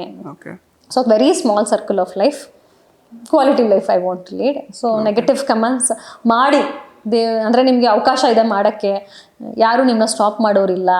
ಮಾಡೋಕ್ಕೆ ಅವಕಾಶ ಇರುವಾಗ ಎಲ್ಲರೂ ಮಾಡ್ತಾರೆ. ಎಂಥ ಕೋತಿಗೆ ಕೊಟ್ರು ಮಾಡ್ತಾರೆ ಅಲ್ವಾ? ಮಂಗನ ಕೈಗೆ ಮಾಣಿಕ ಸಿಕ್ಕದಂಗೆ ಆಗ್ಬಿಟ್ಟಿದೆ. ಸಮ್ ಸ್ಟುಪಿಡ್ ಪೀಪಲ್ ಏನೋ ಮಾಡ್ತಾರೆ. But valid negative comment I will improve for constructive criticism ಥರ ನಾನು I can improve on my ಇದು ನೆಕ್ಸ್ಟ್ ಪರ್ಫಾರ್ಮೆನ್ಸ್. ಮೇಡಮ್ ನೀವು ಹಿಂಗೆ ಮಾಡೋದು ಹಂಗೆ ಮಾಡಬೇಕಿತ್ತು, ಚೆನ್ನಾಗಿಲ್ಲ, ಹಂಗಿರ್ಬೋದು. ದಟ್ ಇಸ್ ನಾನು ತಗೋತೀನಿ constructively. I will see to that if I can perform better, that I will take. So we have to filter. ನನ್ನ ಮೈಂಡ್ಸೆಟ್ನ ನಾನು ಸೇನಾಗಿ ಇಟ್ಕೊಳ್ಳೋದಕ್ಕೆ I have to filter my own thought process and also filter externally ನನಗೇನು ಬರ್ತಾ ಇದೆ negative, ಅದರಲ್ಲಿ ಏನು ತೊಗೋಬೇಕು ಏನು ತೊಗೋಬಾರ್ದು ಅನ್ನೋದು ನಮಗೆ ತುಂಬ ಚೆನ್ನಾಗಿ ಗೊತ್ತಿರಬೇಕು ಅಲ್ವಾ? ಎಲ್ಲದನ್ನೂ ತೊಗೊಂಡು ಎಫೆಕ್ಟ್ ಮಾಡ್ಕೊಳ್ಳೋಕ್ಕೆ ನಾನು ಬಿಡಲ್ಲ. ಅದು ಬಿಟ್ಟರೆ ಫಿಟ್ನೆಸ್ ಸ್ಟ್ಯಾಂಡರ್ಡ್ಸ್ ನೀವೊಂದು ಮಟ್ಟಿಗೆ ಸೆಟ್ ಮಾಡಿದ್ದೀರಾ ಆ್ಯಕ್ಚುಲಿ ನಿಮ್ಮ ಏಜ್ ಗ್ರೂಪ್ ಅವರಿಗೆ ಅಂತಲೇ ಹೇಳ್ಕೊಬೋದು. ಅಂದರೆ ಯಾಕೆ ಫಿಟ್ನೆಸ್ ಕಡೆಗೆ ಯಾವಾಗ ನಿಮಗೆ ಒಲವು ಮೂಡಿತು? ಅಂದರೆ ಯಾವಾಗ ಶುರು ಮಾಡಿದ್ರಿ ನೀವು ಅಂತ? ಅಂದರೆ ಅದಕ್ಕೂ ಈಗ ಕಮೆಂಟ್ಸ್ ಮಾಡೋರೆಲ್ಲ ಇರ್ತಾರೆ, ಇನ್ಫ್ಯಾಕ್ಟ್ ಗೊತ್ತಲ್ಲ. ಅಂದರೆ ನೀವು ಆಗಲೇ ಹೇಳಿದ್ರಿ ಮದುವೆ ಎಲ್ಲ ಆಯಿತು, ಮಗು ಆಯಿತು, ಈಗ ಯಾಕೆ ಫಿಟ್ನೆಸ್ ಮೇಂಟೈನ್ ಮಾಡ್ತಾರೆ, ಯಾರಿಗೋಸ್ಕರ, ಯಾರು ನೋಡಬೇಕು ಅಂತ, ಆ ಥರದ್ದೆಲ್ಲ ಬರುತ್ತೆ ಆ್ಯಕ್ಚುಲಿ. ಬಟ್ ಯಾಕೆ ಇಂಪಾರ್ಟೆಂಟ್ ಆಗುತ್ತೆ ಲೈಫಿಗೆ ಫಿಟ್ನೆಸ್? ಫಿಟ್ನೆಸ್ ನಾನು ಹೇಳ್ತೀನಲ್ಲ, ನಾನು ಚೆನ್ನಾಗಿ ಬದುಕೋಕ್ಕೆ ನನ್ನ ಕೈ ಕಾಲು ನನಗೆ ಸಪೋರ್ಟ್ ಮಾಡಬೇಕು, ನನ್ನ ಬಾಡಿ ಮೂವ್ಮೆಂಟ್ಗೋಸ್ಕರನಾದರೂ ಸಪೋರ್ಟ್ ಮಾಡಬೇಕು. ಏಜ್ಡ್ ಆದಾಗ ನಾನು ಯಾರ ಮೇಲೂ ಡಿಪೆಂಡ್ ಆಗಬಾರ್ದು. ಅದಕ್ಕೋಸ್ಕರ ನಾನು ಈ ಏಜಿಂದನೇ ಒನ್ ಲೆವೆಲ್ ಆಫ್ ಫಿಟ್ನೆಸ್ ಇಟ್ಕೋಬೇಕು. I am not aiming for any size 0 or anything. God's grace ನನಗೆ ದೇವರು ಚೆನ್ನಾಗಿ ನನ್ನ ಕೊಟ್ಟಿದ್ದಾನೆ, ಚೆನ್ನಾಗಿರೋ ಒಂದು ಮೈ ಕಟ್ ಕೊಟ್ಟಿದ್ದಾನೆ, ಚೆನ್ನಾಗಿರೋ ಒಂದು ಫೇಸ್ ಕೊಟ್ಟಿದ್ದಾನೆ. I am confident. ನಾನೇ ಸುರಸುಂದರಿ ಅಂತ ಹೇಳ್ಕೊಂತಿಲ್ಲ, ಆಮೇಲೆ ಅದಕ್ಕೂ ಕಮೆಂಟ್ ಮಾಡ್ತಾರೆ ನೀನು ಒಬ್ಬಳೇ ಚೆನ್ನಾಗಿದೆ ಅನ್ನೋ ಒಂದು ಮಾತಾಡ್ತೀಯ ಅಂತ. I am happy. ದೇವ್ರು ನನಗೆ ಕೊಟ್ಟಿರೋದ್ರಲ್ಲಿ ಐ ಆಮ್ ಕ್ವೈಟ್ ಹ್ಯಾಪಿ. ಆಯಿತಾ, ಅದನ್ನು ಮೇಂಟೈನ್ ಮಾಡ್ಕೊಂಡು ಹೋಗೋದು ಬಿಡೋದು ನನ್ನ ಕೈಲಿದೆ ಇವಾಗ. ಆಫ್ಟರ್ ಸಮ್ ಏಜ್, ಇವಾಗ ನಾನು 18-19 ನಾನು ಏನೂ ಮಾಡಬೇಕಾಗಿದ್ದ ಅವಶ್ಯಕತೆ ಇಲ್ಲ. As it is I use to do good. ಆಮೇಲೆ ನಮ್ಮ ಫುಡ್ ಹ್ಯಾಬಿಟ್ಸ್ ಆಗಿರ್ಬೋದು, ಆಫ್ಟರ್ ಮೈ ಬೇಬಿ ಪ್ರೆಗ್ನೆನ್ಸಿ ಆಗಿರ್ಬೋದು, ಬಾಡಿ ಚೇಂಜ್ ಆಗೇ ಆಗುತ್ತೆ. ಆವಾಗ ನನಗೆ ಗೊತ್ತಾಯಿತು, ಓಕೆ ಆಫ್ಟರ್ ಪ್ರೆಗ್ನೆನ್ಸಿ ಏನೋ ನನ್ನ ಬಾಡಿ ಓಕೆ ಮುಂಚಿನ ಥರ ಫಂಕ್ಷನ್ ಆಗ್ತಿಲ್ಲ ಅಲ್ಲ, ಸ್ವಲ್ಪ ವೆಯ್ಟ್ ಪುಟ್ ಆನ್ ಆಗಿದ್ದೀನಿ ಅಲ್ವಾ, ನನಗೆ ಒಂಥರ ಲೇಸಿನೆಸ್ ಬಂದುಬಿಟ್ಟಿದೆ ಅಲ್ಲ ಅಂತ. Then I started to workout. I knew the importance of fitness long before, but ಜಾಸ್ತಿ ನನಗೆ ನಾನು ಪ್ರಾಕ್ಟೀಸ್ ಮಾಡ್ಕೊಂಡಿದ್ದೆ ಯಾವಾಗ ಅಂದರೆ ನನ್ನ ಪಾಪು ಆದಮೇಲೆ ನಾನು ಚೆನ್ನಾಗಿ ಕಾಣಬೇಕು ಅನ್ನೋ ಒಂದು ಪ್ರೆಷರ್ ಇರುತ್ತೆ ಸೆಲೆಬ್ರಿಟಿಗೆ, ಅದಕ್ಕೋಸ್ಕರ ಮಾಡ್ತೀಯ ಅಂತಲೂ ಸ್ವಲ್ಪ ಜನ ಹೇಳೋರಿದ್ದಾರೆ. ಅಯ್ಯೋ ನೀನು ಬಿಡಮ್ಮ, ನೀನು ಆರ್ಟಿಸ್ಟು, ನೀನು ಆ್ಯಕ್ಟ್ರೆಸ್ಸು, ನೀನು ಚೆನ್ನಾಗಿ ಕಾಣಿಸ್ಕೊಳ್ಳೇಬೇಕು ಅದಕ್ಕೆ ಮಾಡ್ತೀಯ ಅಂತ. ಆಯಿತಾ, ಅದಕ್ಕೂ ಮಾಡಬೇಕು ಒಂದು, ಯಾಕಂದರೆ ನನ್ನ ಕೆಲಸ ಅದಕ್ಕೆ ನಾನು ಜಸ್ಟಿಸ್ ಕೊಡಬೇಕು, ಅದಕ್ಕೊಂದಕ್ಕೆ ಮಾಡ್ತೀನಿ. ಆಮೇಲೆ ನನ್ನ ಶಾರೀರಿಕವಾಗಿ ನನ್ನ ಫಿಟ್, ನಾನು ಯಾರ ಮೇಲೂ ಡಿಪೆಂಡ್ ಆಗಬಾರ್ದು. Litre on in my life, ಇವಾಗ ಆಗಿಲ್ಲ ಅಂದರೆ ಆಮೇಲೆ ಯಾರ ಮೇಲೂ ಒಬ್ಬರ ಮೇಲೆ ಡಿಪೆಂಡ್ ಆಗಬೇಕಾಗತ್ತೆ. ಅದಕ್ಕೋಸ್ಕರ ಎಷ್ಟಾಗುತ್ತೋ ಅಷ್ಟು ಮಿನಿಮಲಿಸ್ಟಿಕ್ ಆಗಿ ಮಾಡ್ಕೊಂಡು, I don't over do anything. ನನಗೆ ಆಗಲ್ಲ. I can't over do good things also, I can't over do bad things also. Everything in moderation. So ತಿಂತೀನಿ, ಚೆನ್ನಾಗಿ ಊಟ ಮಾಡ್ತೀನಿ, ನಾರ್ಮಲ್ ಆಗಿ ಮಾಡ್ರೇಟ್ ಆಗಿ ವರ್ಕೌಟು ಮಾಡ್ಕೋತೀನಿ. ಸೊ ಅಲ್ಲಿ ಒಂಥರ ಬ್ಯಾಲೆನ್ಸ್ ಆಗುತ್ತೆ, ಮೂಡ್ ಕೂಡ ಎಲಿವೇಟ್ ಆಗುತ್ತೆ.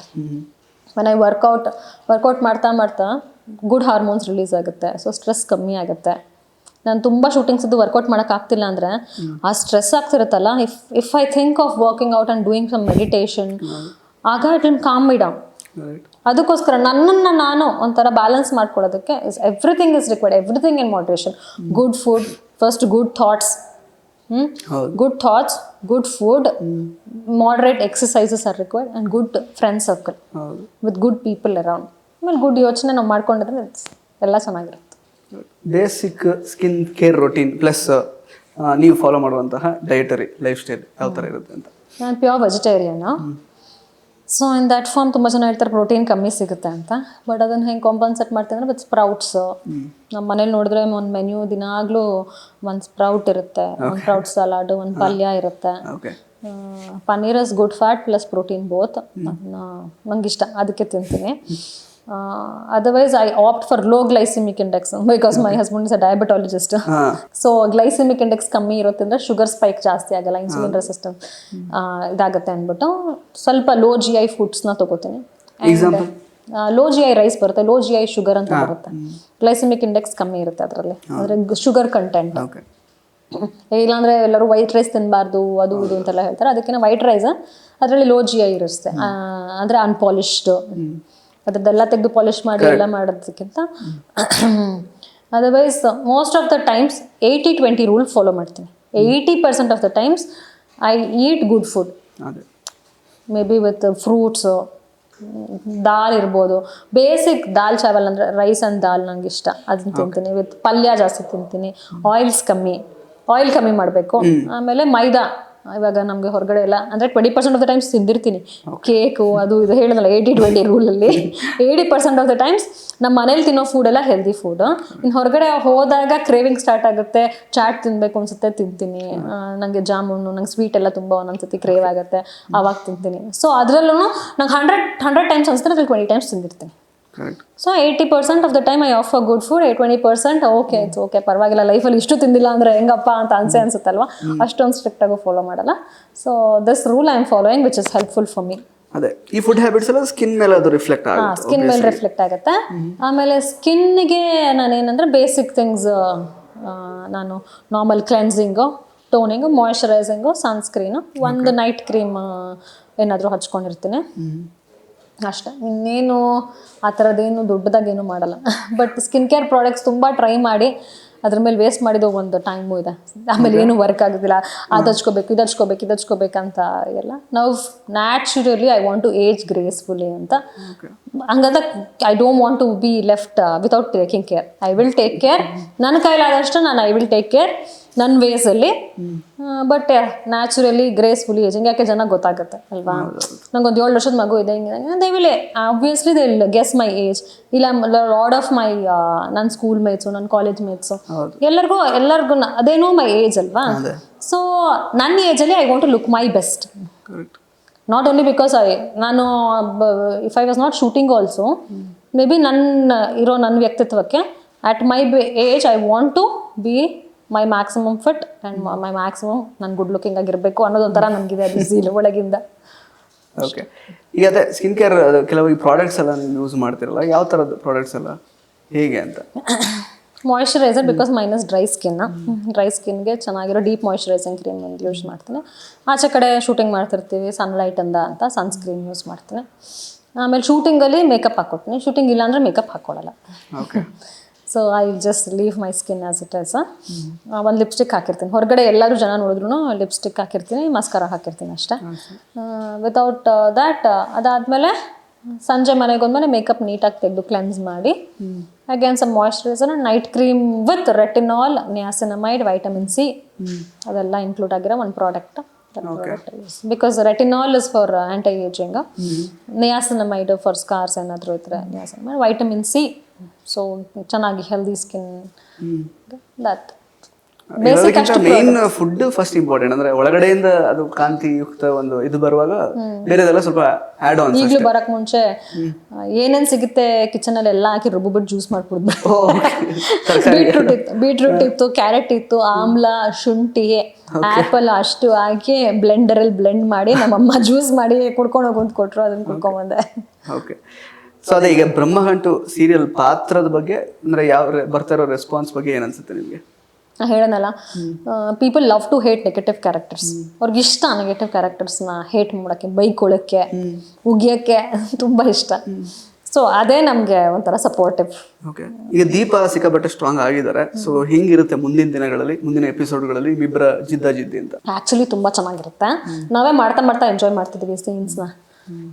ಸೊ ಆ್ಯಕ್ಟರ್ಸ್ ನಾವು ಯಾವುದನ್ನು ಪರ್ಸ್ನಲಾಗಿ ತೊಗೊಳಲ್ಲ, ಇಟ್ ಇಸ್ ಅ ಕ್ಯಾರೆಕ್ಟರ್. ದೀಪಾಗೂ ಅಷ್ಟೇ, ಅವಳು ತುಂಬ ಚೆನ್ನಾಗಿದ್ದಾಳೆ. ದಿಯಾ ನೋಡೋಕೆ ಮುದ್ದಾಗಿದೆ ಹುಡುಗಿ. ಸೊ ಅವಳನ್ನ ಚೆನ್ನಾಗಿ ಇಲ್ದಿರ ಹಂಗೆ ಮಾಡಿರೋದಲ್ವಾ. ಅಂದರೆ ಎಲ್ಲ ಕ್ಯಾರೆಕ್ಟರ್ಸು ಆ ಥರ ಬಿಹೇವ್ ಮಾಡಿದ್ರೇ ಅದು ಕತೆಗೆ ನ್ಯಾಯ ಸಲ್ಲಿಸ್ದಂಗೆ ಸಾಧ್ಯ ಆಗೋದು. ಸೊ ಸೌಂದರ್ಯ ಕ್ಯಾರೆಕ್ಟರು ದೀಪಾನ ಹಾಗೆ ಅಪೋಸ್ ಮಾಡಿ ಹಾಗೆ ತುಳಿದು ಹಾಗೆ ಇನ್ಸಲ್ಟ್ ಮಾಡಿದ್ರೇನೆ ಆ ಕ್ಯಾರೆಕ್ಟರು ಅಷ್ಟು ತಡ್ಕೊಂಡು ಒಂದಿನ ಬ್ಲಾಸ್ಟ್ ಆಗ್ತಾಳಲ್ಲ, ಆ ಪಾಯಿಂಟೇ ಟರ್ನಿಂಗ್ ಪಾಯಿಂಟ್ ಅವಳ ಲೈಫ್ಗೆ.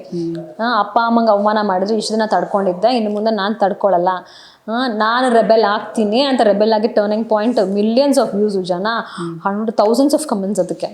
ಸೊ ಜನ ನೋಡೋಕೆ ಇಷ್ಟಪಡ್ತಿದ್ದಾರೆ. ಯಾವಾಗ ಒಂದು ಹಳ್ಳಿ ಹುಡುಗಿ ಏನು ಆಗಲ್ಲ ಅಂತ ಬಂದವಳು ನನ್ನ ಕೈಲಿ ಆಗುತ್ತೆ, ನಾನು ರೆಬೆಲ್ ಆಗ್ತೀನಿ, ಎಷ್ಟು ಸಾವುಕಾರ ಆದ್ರೂ ಪರವಾಗಿಲ್ಲ. ಅಂದ್ರೆ generally in society also U C, ಪಾಪ ಏನು ಇಲ್ದಿರೋ ಪುವರ್ ಪೀಪಲ್ಲು ಹಳ್ಳಿಯಿಂದ ಬಂದಿರ್ತಾರೆ, ತುಂಬ ಸಾವುಕಾರ ಮನೇನ ನೋಡ್ತಾರೆ. ನಾವು ಅವ್ರಿಗೇನು ಮಾಡೋಕ್ಕಾಗ್ತಿಲ್ವಲ್ಲ, ಉಗಿಬೇಕು ಅವ್ರನ್ನ ಅಂತ ಅವ್ರಿಗಿರುತ್ತೆ. ಅದನ್ನ ಈ ಹುಡುಗಿ ಮಾಡಿ ತೋರಿಸ್ತಾ ಇದ್ದಾಳೆ. ಸೊ ಅದನ್ನೆಲ್ಲ ಅವ್ರು ಎಂಜಾಯ್ ಮಾಡ್ತಿದ್ದಾರೆ. ಇದರಿಂದ ಅಟ್ಲೀಸ್ಟ್ ಜನ ಸೀರಿಯಲ್ನ ನೋಡಿ ಕೆಟ್ಟ ಬುದ್ಧಿ ಕಲೀರಿ ಅಂತ ನಾನು ಖಂಡಿತ ಇಲ್ಲ. ನಾವೆಲ್ಲ actors, we are performing our roles, ಆಯಿತಾ. ಆದರೆ ಈ ದೀಪಾ ಥರ ಕ್ಯಾರೆಕ್ಟರ್ನ ನೋಡಿ ತುಂಬ ವೀಕ್ ಆಗಿರೋ ಹೆಣ್ಣು ಮಕ್ಕಳು ಅಟ್ಲೀಸ್ಟ್ ಒಂದು ಸ್ವಲ್ಪ ಮಟ್ಟಿಗಾದ್ರು ಧೈರ್ಯ ತುಂಬಿಕೊಂಡು ಅವ್ರ ಜೀವನನ ಅವರು ಏನು ಯಾರ ಮೇಲೂ ಡಿಪೆಂಡ್ ಆಗಿದ್ರೆ ಅಬಲೆ ಅಲ್ಲ ನಾನು ಸಬಲೆ ಅನ್ನೋ ಒಂದು ಇದರಿಂದ ಜಗಳ ಮಾಡ್ಕೋಬೇಡಿ, ಅತ್ತೆ ಮಾವಂಗೆ ಉಗಿರಿ ಅಂತ ಹೇಳ್ತಾಗ ಯಾವುದೋ ಸೀರಿಯಲ್ ಅವ್ರು ಮುಂಚೆ ಮಾಡ್ತಿದ್ದಾಗ ಹೇಳ್ತಾ ಇದ್ರು, ಹಿಂಗೆ ಇರ್ಬೇಕು ಹೆಣ್ಮಕ್ಳು, ಅತ್ತೆ ಮಾವಂಗೆ ಉಗಿಬೇಕು ಅಂತ. ಪ್ಲೀಸ್, ತುಂಬ ತಪ್ಪು. Those are all stories. Take good things from any story, from anybody in the world. ಒಳ್ಳೆದನ್ನ ಮಾತ್ರ ತಗೋಬೇಕು, ಕೆಟ್ಟದನ್ನ ಬಿಟ್ಟು ಬಿಡಿ. ಸೊ ದೀಪಾ ಅನ್ನೋ ಒಂದು ಹಳ್ಳಿಯಿಂದ ಬಂದಿರೋ ಒಂದು ಹುಡುಗಿ, ಸೌಂದರ್ಯ ಅನ್ನೋ ಒಂದು ಕ್ಯಾರೆಕ್ಟರು, ಅವಳಿಗೆ ದುರಹಂಕಾರ, ದುಡ್ಡಿದೆ, ಅಂದ ಇದೆ ಅನ್ನೋ ಒಂದು ದುರಹಂಕಾರನ ಹೆಂಗೆ ಅವಳು ಅಪೋಸ್ ಮಾಡಿ ಗೆಲ್ತಾಳೆ, ಅವಳ ಗಂಡನ ಪ್ರೀತಿನ ಹೆಂಗೆ ದಕ್ಕಿಸ್ಕೊತಾಳೆ ಅನ್ನೋ ಇದು ತುಂಬ ಚೆನ್ನಾಗಿ ಅವರು ಮಾಡ್ತಾಯಿದ್ದಾರೆ. ಬಿಕಾಸ್ ನಿಜ ಹೇಳಬೇಕಂದ್ರೆ ಇದು ಯಾರ್ಯಾರು ಇದೆಲ್ಲ ಇನ್ವಾಲ್ವ್ ಆಗಿದೆ, this whole team, Zee Kannada, this team story screenplay ಯಾರ್ಯಾರು ಮಾಡ್ತಿದ್ದಾರೆ, ನಮ್ಮ ವಿನಾಯಕ್ ಅವರಾಗಿರ್ಬೋದು, ಎಲ್ಲರೂ ನಮ್ಮ ಟೀಮ್ ಎಲ್ಲರೂ ಕೂತ್ಕೊಂಡು ದೇ ವರ್ಕ್ ಸೋ ಮಚ್. ಅವರಷ್ಟು ವರ್ಕ್ ಮಾಡೋದು ನೋಡಿ ನಿಜವಾಗ್ಲೂ ನಾವು ಚೆನ್ನಾಗಿ ಮಾಡ್ಬೇಕಂತ ನನಗೆ ಅನಿಸುತ್ತೆ. I cannot take it lightly. ಅವ್ರು ಅಷ್ಟು ಬ್ಯಾಕ್ಗ್ರೌಂಡ್ ವರ್ಕ್ ಮಾಡ್ತಿದ್ದಾರೆ ಈ ಕ್ಯಾರೆಕ್ಟರ್ಸ್ಗೋಸ್ಕರ. ದೀಪಾ ಕ್ಯಾರೆಕ್ಟರ್ ಹಿಂಗೆ ಕೂತ್ಕೋಬೇಕು, ಚಿರಾಗ್ ಕ್ಯಾರೆಕ್ಟರ್ ಹಿಂಗೆ ಕೂತ್ಕೋಬೇಕು, ಸೌಂದರ್ಯ ಹಿಂಗೆ ಕ್ಯಾರೆಕ್ಟರ್ ಹಿಂಗೆ ಇರಬೇಕು. ನಾನು ಒಂದೊಂದ್ಸತಿ ಬೈವಾಗ ಸಟಲಾಗಿ ಬೈದು ಬಿಡ್ತೀನಿ. ಥೂ ನಿನ್ನ ಮುಖ ನೋಡೋಕ್ಕೆ ನಂಗೆ ಇಷ್ಟ ಇಲ್ಲ ಅಂತ ಹೇಳ್ಬಿಟ್ಟೆ. ನಿನ್ನ ಮುಖ ನೋಡೋಕೆ ನಂಗೆ ಅಸಹ್ಯ ಆಗುತ್ತೆ ಅಂತ ಹೇಳಬೇಕು ಮೇಡಮ್ ನೀವು ಅಂತಂದರು. ಸರ್ ಅಸಹ್ಯ ಆಗುತ್ತೆ, ಇನ್ಯಾವುದೋ ಒಂದು ವರ್ಡ್ ಹೇಳಿದ್ರು. ಸರ್ ನನಗೆ ಅದು ಹೇಳೋಕ್ಕೆ ಇಷ್ಟ ಇಲ್ಲ ಸರ್ ಅಂತ ಅಂದರೆ, ನೀವು ಹೇಳಲಿಲ್ಲ ಅಂದರೆ ಅದು ಜನಕ್ಕೆ ಇಂಪ್ಯಾಕ್ಟ್ ಆಗಲ್ಲ. ಅದು ಇಂಪ್ಯಾಕ್ಟ್ ಆಗಿಲ್ಲ ಅಂದರೆ ಬೂಸ್ಟ್ ಆಗಲ್ಲ ಅದು. ಸೊ ನೀವು ಮಾಡಲೇಬೇಕು. ಇದು ನಿಮ್ಮ ಕ್ಯಾರೆಕ್ಟರ್, ನೀವು ಪ್ರೀತಿಯಾಗಿ ಮಾತಾಡ್ತಿಲ್ಲ, ನೀವು ಸೌಂದರ್ಯವಾಗಿ ಮಾತಾಡ್ತಿರೋ, ನೆನ್ಪಿಟ್ಕೊಳ್ಳಿ ಅಂತ ಒಂದು ಲೈನ್ ಇತ್ತು. ನಿಮ್ಮ ಮಗಳನ್ನ ಇಟ್ಕೊಂಡು ಏನಾದರೂ ವ್ಯವಹಾರ ಮಾಡ್ಕೊಳ್ಳಿ ಅಂತ. ಅದು ನನಗೆ ಹೇಳೋಕ್ಕೆ ಇಷ್ಟ ಇಲ್ಲ. ಸರ್ ತುಂಬ ಹಾರ್ಶ್ ಆಗೋಯ್ತು ಸರ್ ಇದು. ನಿಮ್ಮ ಮಗಳನ್ನ ಇಟ್ಕೊಂಡು ಏನಾದ್ರು ಬಿಸ್ನೆಸ್ ಮಾಡ್ಕೊಡಿ ಅಂದರೆ ಏನಾದ್ರು ಅಂತ ನಾನು ಮೇಡಮ್ ಹೇಳಿದ್ರೆ ಯಾರು ಬರುತ್ತೆ, ಯಾವ ಬಿಸ್ನೆಸ್ ಅಂತ ಇಡ್ಲಿ ದೋಸೆ ಮಾತಾಡಿ ಕೂತ್ಕೋಬೇಕಾ ಅವರು? ಹಿಂಗೆ ಹೇಳಿದ್ರೆ ಏನು ಇಂಪ್ಯಾಕ್ಟ್ ಆಗಲ್ಲ. ನೀವು ಅದನ್ನ ಹಂಗೆ ಹೇಳೋ ರೀತಿಯಲ್ಲಿ ಹೇಳಿದ್ರೆ ಮಾತ್ರ ಇಂಪ್ಯಾಕ್ಟ್ ಆಗೋದು, ಅವ್ರು ಅದಕ್ಕೆ ರೆಬೆಲ್ ಆಗೋದು ಅಂತ. ಹಂಗೆ ಆಯ್ತು. ನೋಡಿದ್ವಲ್ಲ ಕಮೆಂಟ್ಸ್, ಪೀಪಲ್ ಹಿಂಗೆ ಮಾತಾಡ್ತಾರ, ಅವ್ರ ಅಪ್ಪ ಅಮ್ಮಂಗೆ ಹಿಂಗೆ ಅವಮಾನ ಮಾಡ್ತಾರ. ಅಲ್ಲಿಂದ ಪೀಪಲ್ ಆಲ್ಸೋ ಗಾಟ್ ದಟ್. ನೀನು ಮಾಡು ದೀಪಾ, ನೀನು ಕರೆಕ್ಟು, ನೀವು ಮುಗಿ ಸೌಂದರ್ಯಂಗೆ, ಸೌಂದರ್ಯ ಲೈವ್ಗೆ ಬಾ, ನೀನು ಮುಗಿದ್ರೆ. So I am enjoying the character. Correct. ಈಗ ಮನುಷ್ಯನ ಜೀವನದಲ್ಲಿ ಎಲ್ಲ ಮೊದಲುಗಳಿಗೆ ಅದರದೇ ಆದಂತಹ ಒಂದು ಪ್ರಾಶಸ್ತ್ಯ ಇರುತ್ತೆ ಆ್ಯಕ್ಚುಲಿ. ಸೊ ನಿಮ್ಮ ಕೆಲವೊಂದಷ್ಟು ಮೊದಲುಗಳ ಬಗ್ಗೆ ನಾನು ಜಸ್ಟ್ ಸಿಂಪಲ್ ಆಗಿ ಕೇಳ್ತೀನಿ. ಅದ್ರ ಬಗ್ಗೆ ಹೇಳೋದಾದ್ರೆ, ನೀವು ನೋಡಿದ ಮೊದಲ ಸಿನಿಮಾ ಯಾವುದು ನಿಮ್ಮ ಲೈಫಲ್ಲಿ? ನಾನು ನೋಡಿದ್ದು ಇದು ನಮ್ಮ ತಂದೆ ಜೊತೆ. ನಮ್ಮ ಮನೇಲಿ ಕೇಬಲ್ ಎಲ್ಲ ಹಾಕ್ತಾ ಇರಲಿಲ್ಲ ಮುಂಚೆ ಎಲ್ಲ. ಫಸ್ಟ್ ಎಲ್ಲ ನಾವು ನೋಡಿದ್ದು ಇದು ಹಿರಣ್ಯಕಶಿಪು ಮತ್ತು ಡಾಕ್ಟರ್ ರಾಜ್ಕುಮಾರ್ದು ಮತ್ತು ಪುನೀತ್ ರಾಜ್ಕುಮಾರ್ ಅವ್ರದ್ದು ಭಕ್ತ ಪ್ರಹ್ಲಾದ. ಸೊ ಅದು ಲೈಕ್ ಅಂದ್ರೆ ನೀವು ಟಿವಿಯಲ್ಲೇ ನೋಡಿದ್ದು ಫಸ್ಟ್? ಅದೇ ಸಿನಿಮಾ. ಥಿಯೇಟರಲ್ಲಿ ನೋಡಿದ್ದು? ಥಿಯೇಟರಲ್ಲಿ ನೋಡಿದ್ದು ಸಿಸಿಂದ್ರಿ ಅಂತ ತೆಲುಗು ಮೂವಿ. ತಂದೆ ಕರ್ಕೊಂಡು ಹೋಗಿದ್ರ, ಥಿಯೇಟರಲ್ಲಿ ನೋಡಿದ್ದು. ಓಕೆ. ಫಸ್ಟ್ ನಿಮಗೆ ಅಂದ್ರೆ ಕ್ರಶ್ ಅಂತಂದ್ರೆ ಕಾಲೇಜಲ್ಲಿ ಅಥವಾ ಸ್ಕೂಲ್ ಲೈಫಲ್ಲಿ? ತುಂಬಾ ಒಳ್ಳೆ ಹುಡುಗಿ, ನಿಜವಾಗ್ಲೂ ಹೇಳ್ತೀನಿ. ನಂಗೆ ಆ ಥರ ಗಮನನೇ ಇರ್ತಿರಲಿಲ್ಲ ಫಸ್ಟ್ ಆಫ್ ಆಲ್. ಬಟ್ ಹೌದು, ನನಗಿರೋದು ಸೆಲೆಬ್ರಿಟಿ ಕ್ರಶ್ ಅಂತ ಮಾತ್ರ 9th 10th ಹಂಗೆ ಬಂದಾಗ ಋತಿಕ್ ರೋಷನ್. ಅವಾಗಿಂದ ಇವಾಗವರೆಗೂ ಋತಿಕ್ ರೋಷನ್ ನನಗೆ ಕ್ರಶ್. ಚೇಂಜ್ ಆಗಿಲ್ಲ ಅದು. ಓಕೆ. ಕನ್ನಡದಲ್ಲಿ ನೀವು ಇಷ್ಟಪಟ್ಟಿದ್ದಂತಹ ಮೊದಲ ಲೈಕ್ ಆಕ್ಟರ್ ಅಥವಾ ಯಾರಾದರೂ ಅವರಿಗೆ ಫಸ್ಟ್ ಪ್ರಿಯಾರಿಟಿ ಅನ್ನೋ ಥರ?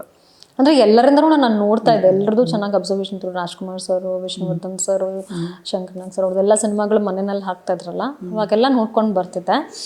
ನಾನು ಹೋಗಿ ಥಿಯೇಟರ್ಗೆ ನೋಡಿದ್ದು ಸಿನಿಮಾಗಳು ಅಂದರೆ, ನಾನು ಕಾಲೇಜಿಗೆ ಬಂದಾಗ ಅಪ್ಪು ಸರ್ ಮೂವಿಗೆ ಕಾಲೇಜ್ ಬಂಕ್ ಮಾಡಿ ಎಲ್ಲ ಹೋಗ್ತಾ ಇದ್ವಿ. ಆಮೇಲೆ ಅಭಿ ನೋಡಿದ್ದೆ, ನಂಗೆ ತುಂಬ ಇಷ್ಟ ಆಗಿತ್ತು. ಅವಾಗೆಲ್ಲ ಇಂಥರ. ಆಮೇಲೆ ಫಸ್ಟ್ ಸಾಂಗ್ ನಂಗೆ ತುಂಬ ಇಷ್ಟ ಆಗಿದೆ, ನಿನ್ನಿಂದಲೇ ಕನಸೊಂದು ಶುರುವಾಗಿದೆ. ಆಗ ಟೀನೇಜ್ ಅವಾಗ ನನಗೆ ಮಿಲನ ಮೂವಿ ತುಂಬ ಇಷ್ಟ ನನಗೆ. ಆ ಸ್ಟೋರಿ ಎಲ್ಲ ನೋಡಿ ಒಂಥರ ಅವಾಗ ತುಂಬ ಕನೆಕ್ಟ್ ಆಗಿಬಿಡ್ತದೆ. ಅವಾಗಿನ್ನ ನಮಗೆ ಒಂಥರ ಆ ಭಾವನೆಗಳೆಲ್ಲ ಚಿಗುರುವಂಥ ಒಂದು ಸಮಯ ಅಲ್ವಾ. ಸೊ ಆವಾಗ ಅದಿಷ್ಟ ಆಗಿತ್ತು. ಮೊದಲನೇ ಬಾರಿಗೆ ತುಂಬಾ ಏನೋ ಒಳ್ಳೆ ಖುಷಿ ಆಗಿರುವಂತಹ ಸಂಗತಿ ನಡೆದು ಸಿಕ್ಕಾಪಟ್ಟೆ ಖುಷಿ ಆಗಿದ್ದು ಫಸ್ಟ್ ಟೈಮ್ ಲೈಫಲ್ಲಿ ಯಾವ ವಿಷಯ, ಏನು ನಡೆದಾಗ? ತುಂಬ ಖುಷಿಯಾಗಿತ್ತು, ಆನಂದ ಬಾಷ್ಪ ಬಂದಿದ್ದು ಅಂತ ಹೇಳಿದ್ರೆ ನನ್ನ ಮಗನ ನೋಡಿದಾಗ. Unconditional, undoubtedly the best moment in my life. ನನಗೆ ಪಾಪುನ ನೋಡಬೇಕು ಅಂತ ತುಂಬ ಆಸೆ. ಅಂದರೆ every mother even before giving birth we will be in love with the baby. ಆ ಮಗು ಒಳಗಡೆ ಇದೆ, ಕೈ ಕಾಲು ಅಲ್ಲಾಡ್ತಾ ಇದೆ, ಐ ಕ್ಯಾನ್ ಫೀಲ್ ದ್ಯಾಟ್ ಅಂತ. ದ್ಯಾಟ್ ಮದರ್ಹುಡ್ ಪೀರಿಯಡ್ ನನಗೆ ಪ್ರೆಗ್ನೆನ್ಸಿಯಿಂದ ನನ್ನ ಮಗು ನೋಡಬೇಕು ಅನ್ನೋ ಒಂದು ತವಕ ಇರ್ತಿತ್ತು ನನಗೆ. ಸೊ ನನ್ನ ಮಗು Jan 31 ಅಡ್ಮಿಟ್ ಮಾಡಿದ್ರು ನನ್ನನ್ನು. December 31 ಅಡ್ಮಿಟ್ ಮಾಡಿದ್ರು ಇದಕ್ಕೆ ನನಗೆ ಹಾಸ್ಪಿಟಲ್ಗೆ. ನೋಡ್ಬಿಡ್ಬೇಕು ನನ್ನ ಮಗು ಬರುತ್ತೆ ಅಂತ. ಸೊ ಫಸ್ಟ್ ಟೈಮ್ ನನಗೆ ನನ್ನ ಮಗುನ ಡಾಕ್ಟರ್ ತಂದುಕೊಟ್ರು ಡೆಲಿವರಿ. ನಾನು ಹಂಗೆ ಮಲ್ಕೊಂಡು ಬಾಯ್ ಆಗರ್ಲ ಅಂತ ಇದ್ದೀನಿ. ಅವರು ಹೇಳ್ತಾ ಇದ್ದಾರೆ 3:38 8 seconds ಅವನು Jan 1 ಹುಟ್ಟಿದ್ದು. ರಾತ್ರಿಯಿಂದ ಒದ್ದಾಡಿ December 31 Jan 1 ಹುಟ್ಟಿದ. 3:38 ನನ್ನ ಮಗ ಬಾಯ್ ಇಟ್ಸ್ ಅ ಬಾಯ್ ಅಂತ ಅಂದರು. ಆಮೇಲೆ ನನಗೆ ಗೊತ್ತಿಲ್ಲ, ಐ ಲಾಸ್ಟ್ ಕಾನ್ಶಿಯಸ್ನೆಸ್. ಆಮೇಲೆ ರೂಮಿಗೆ ಕರ್ಕೊಂಬಂದ್ರೆ ನಾನು ಗೊತ್ತಿಲ್ಲದ್ರೆ ನನ್ನ ಮಗುನ ನೋಡಬೇಕು ನನ್ನ ಮಗುನ ನಂಗೆ ಕೊಟ್ಬಿಡಿ, ನನ್ನ ಮಗುನ ಕೊಡೋದು ಅಂತ. ನನ್ನ ಮಗುನ ಕೊಟ್ಟರು ಕೈಗೆ ಡಾಕ್ಟರು. ಐ ವಾಸ್ ಲಿಟ್ರಲಿ ಖುಷಿಯಿಂದ ಹತ್ಕೊಂಡ್ಬಿಟ್ಟಿದ್ದೀನಿ, ಅಷ್ಟು ಹತ್ಕೊಂಡ್ಬಿಟ್ಟಿದ್ದೀನಿ ನಾನು. ಡಾಕ್ಟ್ರು ಯಾಕೆ ಅಳ್ತಾ ಇದ್ದೀರಾ ಇಷ್ಟೊಂದು ಹ್ಯಾಪಿ ಮೂಮೆಂಟ್ ಅಂದರೆ ಆನಂದ ಬಾಷ್ಪ ಅಂದರೆ ಏನು ಅಂತ ನಂಗೆ ಫಸ್ಟ್ ಟೈಮ್ ಅವಾಗ ಅರ್ಥ ಆಗಿತ್ತು. ಬೇರೆ ಟೈಮಲ್ಲೂ ಬಂದಿದೆ, ಅದನ್ನು ಹೇಳ್ತೀನಿ. ಬಟ್ ಇಷ್ಟು ಖುಷಿ, ಅನ್ಕಂಡೀಷ್ನಲ್ ಖುಷಿ ನನ್ನ ಮಗುನ ನೋಡಿದಾಗ, ನನ್ನ ಮಗು ಅಂತ I can not forget that in my life ಅನ್ನೋ ಥರ. ಇನ್ನೊಂದು ನಮ್ಮ ಮನೆ ಗೃಹ ಪ್ರವೇಶ ಮಾಡಿದಾಗ ತುಂಬ ಅಂದ್ಕೊಂಡು ಪ್ಲ್ಯಾನ್ ಮಾಡಿ ಕಷ್ಟಪಟ್ಟು ಕಟ್ಟಿದ್ದು ಮನೆ. ನಮ್ಮ ಯಜಮಾನ್ರದ ಮೋಸ್ಟ್ ಕಾಂಟ್ರಿಬ್ಯೂಷನು ಅವ್ರದ್ದೇ.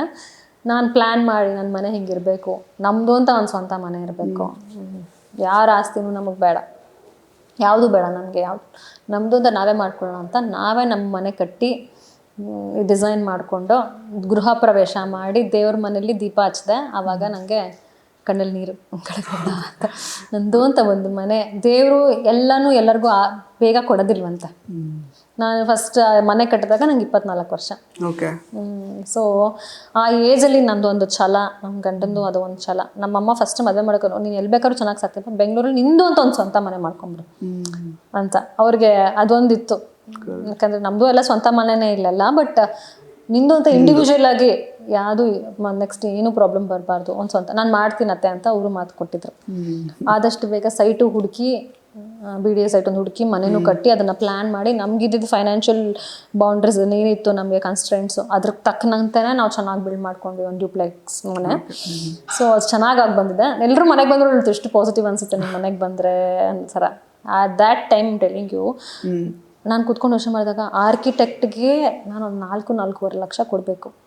ಅದ್ರ ಬದಲು ನಾನೇ ಕೂತ್ಕೊಂಡು ಡಿಸೈನ್ ಮಾಡಿ, ನಾನೇ ಸ್ಕೇಲ್ ತೊಗೊಂಡು ಫೀಟ್ನ ಇಂಚಸಲ್ಲಿ ಹಾಕ್ಕೊಂಡು ಇಲ್ಲಿ ಈ ಸ್ಪೇಸು, ಇಲ್ಲಿ ಈ ಸ್ಪೇಸು, ವಾಸ್ತು ಪ್ರಕಾರ ಕನ್ಸಲ್ಟ್ ಮಾಡಿ ನನಗೆ ಗೊತ್ತಿರೋರನ್ನ, ಇಲ್ಲಿ ವಾಸ್ತು ಇಡ್ಬೋದಾ, ಇಲ್ಲಿ ದೇವ್ರ ಮನೆ ಇಡ್ಬೋದಾ, ದೇವ್ರ ಮನೆ ಮೇಲ್ಗಡೆ ಲ್ಯಾಂಡ್ ಆಗ್ಬೋದಾ, ಸ್ಟೇರ್ಸು ಇಲ್ವಾ, ಎಷ್ಟು ಸ್ಟೆಪ್ಸ್ ಇರಬೇಕು, ಎಲ್ಲದನ್ನು ನಾನೇ ಯೋಚನೆ ಮಾಡ್ಕೊಂಡು, ನಾನು ನನ್ನ ಹಸ್ಬೆಂಡ್ ಇಬ್ಬರು ಯೋಚನೆ ಮಾಡ್ಕೊಂಡು ನಾವು ಕಟ್ಟಿದ ಮನೆ. ಸೊ ಅದೇ ಹೇಳ್ತಾರೆ, ಒಟ್ಟಿಗೆ ಮನೆ ಕಟ್ಟಿದ್ರೆ ಎಲ್ಲ ಕಷ್ಟ ಸುಖಗಳಲ್ಲಿ ಇದ್ದು ನೋಡಿದ್ರೆ ನಮಗೆ ಗೊತ್ತಾಗುತ್ತೆ. So it is not easy to leave. Husband wife ಇವಾಗ ಹೋಗಪ್ಪ ಬಿಟ್ಟು ನಾವು ಕಷ್ಟ ಸುಖ ಎರಡೂ ನೋಡಿಕೊಂಡು ಒಟ್ಟಿಗೆ ಒಂದು ಮನೆ ಕಟ್ಟಿ ನೋಡಿದ ಮೇಲೆ ನಮಗೆ ಗೊತ್ತು ಅದ್ರ ವ್ಯಾಲ್ಯೂ ಅಲ್ವಾ. Nothing is easy, any marriage ಯಾವುದೂ ಈಸಿ ಇಲ್ಲ ಅಲ್ವಾ. ಆ್ಯಂಡ್ ಇವಾಗಿನ ಹುಡುಗಿರು ನಾನು ಅದೇ ಹೇಳಿದೆ, ಎಲ್ಲ ಸುಖವಾಗಿರಬೇಕು, ನನಗೆ ಎಲ್ಲ ಸೆಟ್ಲ್ ಆಗಿರೋರ್ನೇ ನಾನು ಮದುವೆ ಆಗೋದು. That's the easiest thing you can do in life. ಏನಿದೆ ಅಡ್ವೆಂಚರ್ ಲೈಫಲ್ಲಿ, ಏನು ಮಜಾ ಇದೆ ಲೈಫಲ್ಲಿ ಅಲ್ವಾ. ನಂಗೆ ಹಿಂಗಿದ್ರೇ ನಾನು ಮದುವೆ ಆಗೋದು ಅಂತ ಅಂದ್ಕೊಂಡು ಬರ್ತಾರಲ್ಲ, ಅದು ಬೇರೆ ಥರ ಕಷ್ಟ ಕೊಡ್ತಾನೆ ದೇವರು ಅಲ್ವಾ. ಸೊ ಆ ಥರ ಮನೆ ಕಟ್ಟಿ ಗೃಹಪ್ರವೇಶ ಮಾಡಿದಾಗ ನನಗೆ ತುಂಬ ಖುಷಿ ಆಯಿತು. ಆಮೇಲೆ 2ನೇ ಮನೆ ಗೃಹಪ್ರವೇಶ ಮಾಡಿದಾಗೂ ಖುಷಿ ಆಯ್ತು. ಇವಾಗ 3ನೇ ಮನೆ ಗೃಹಪ್ರವೇಶ ಮಾಡೋದ್ರಿದ್ದೀವಿ, ಅದಕ್ಕೂ ಖುಷಿ ಆಗುತ್ತೆ. ಅದೆಲ್ಲ ದೇವ್ರು ನಂಗೆ ಕೊಟ್ಟಿರೋದು, ನಿಜವಾಗ್ಲೂ ನಂದೇನೂ ಇಲ್ಲ, ನಮ್ಮ ಮನೆಯವ್ರದೇ ಸಪೋರ್ಟ್. ಬಹಳ ನೋವಿನ ಸಂಗತಿ ನಿಮ್ಮ ಲೈಫಲ್ಲಿ ನಡೆದಿರೋದು, ಅದನ್ನು ಯಾವಾಗ ಜ್ಞಾಪಿಸ್ಕೊಂಡ್ರು ನಿಮಗೆ ಭಾವುಕರ ಆಗ್ತೀರ? ಹೌದು, ನಾನು ಹೇಳ್ತೀನಲ್ಲ, ಹುಟ್ಟು ಸಾವು ಅದೆರಡೂ ನಮ್ಮ ಕಂಟ್ರೋಲಲ್ಲಿ ಇಲ್ಲವೇ ಇಲ್ಲ.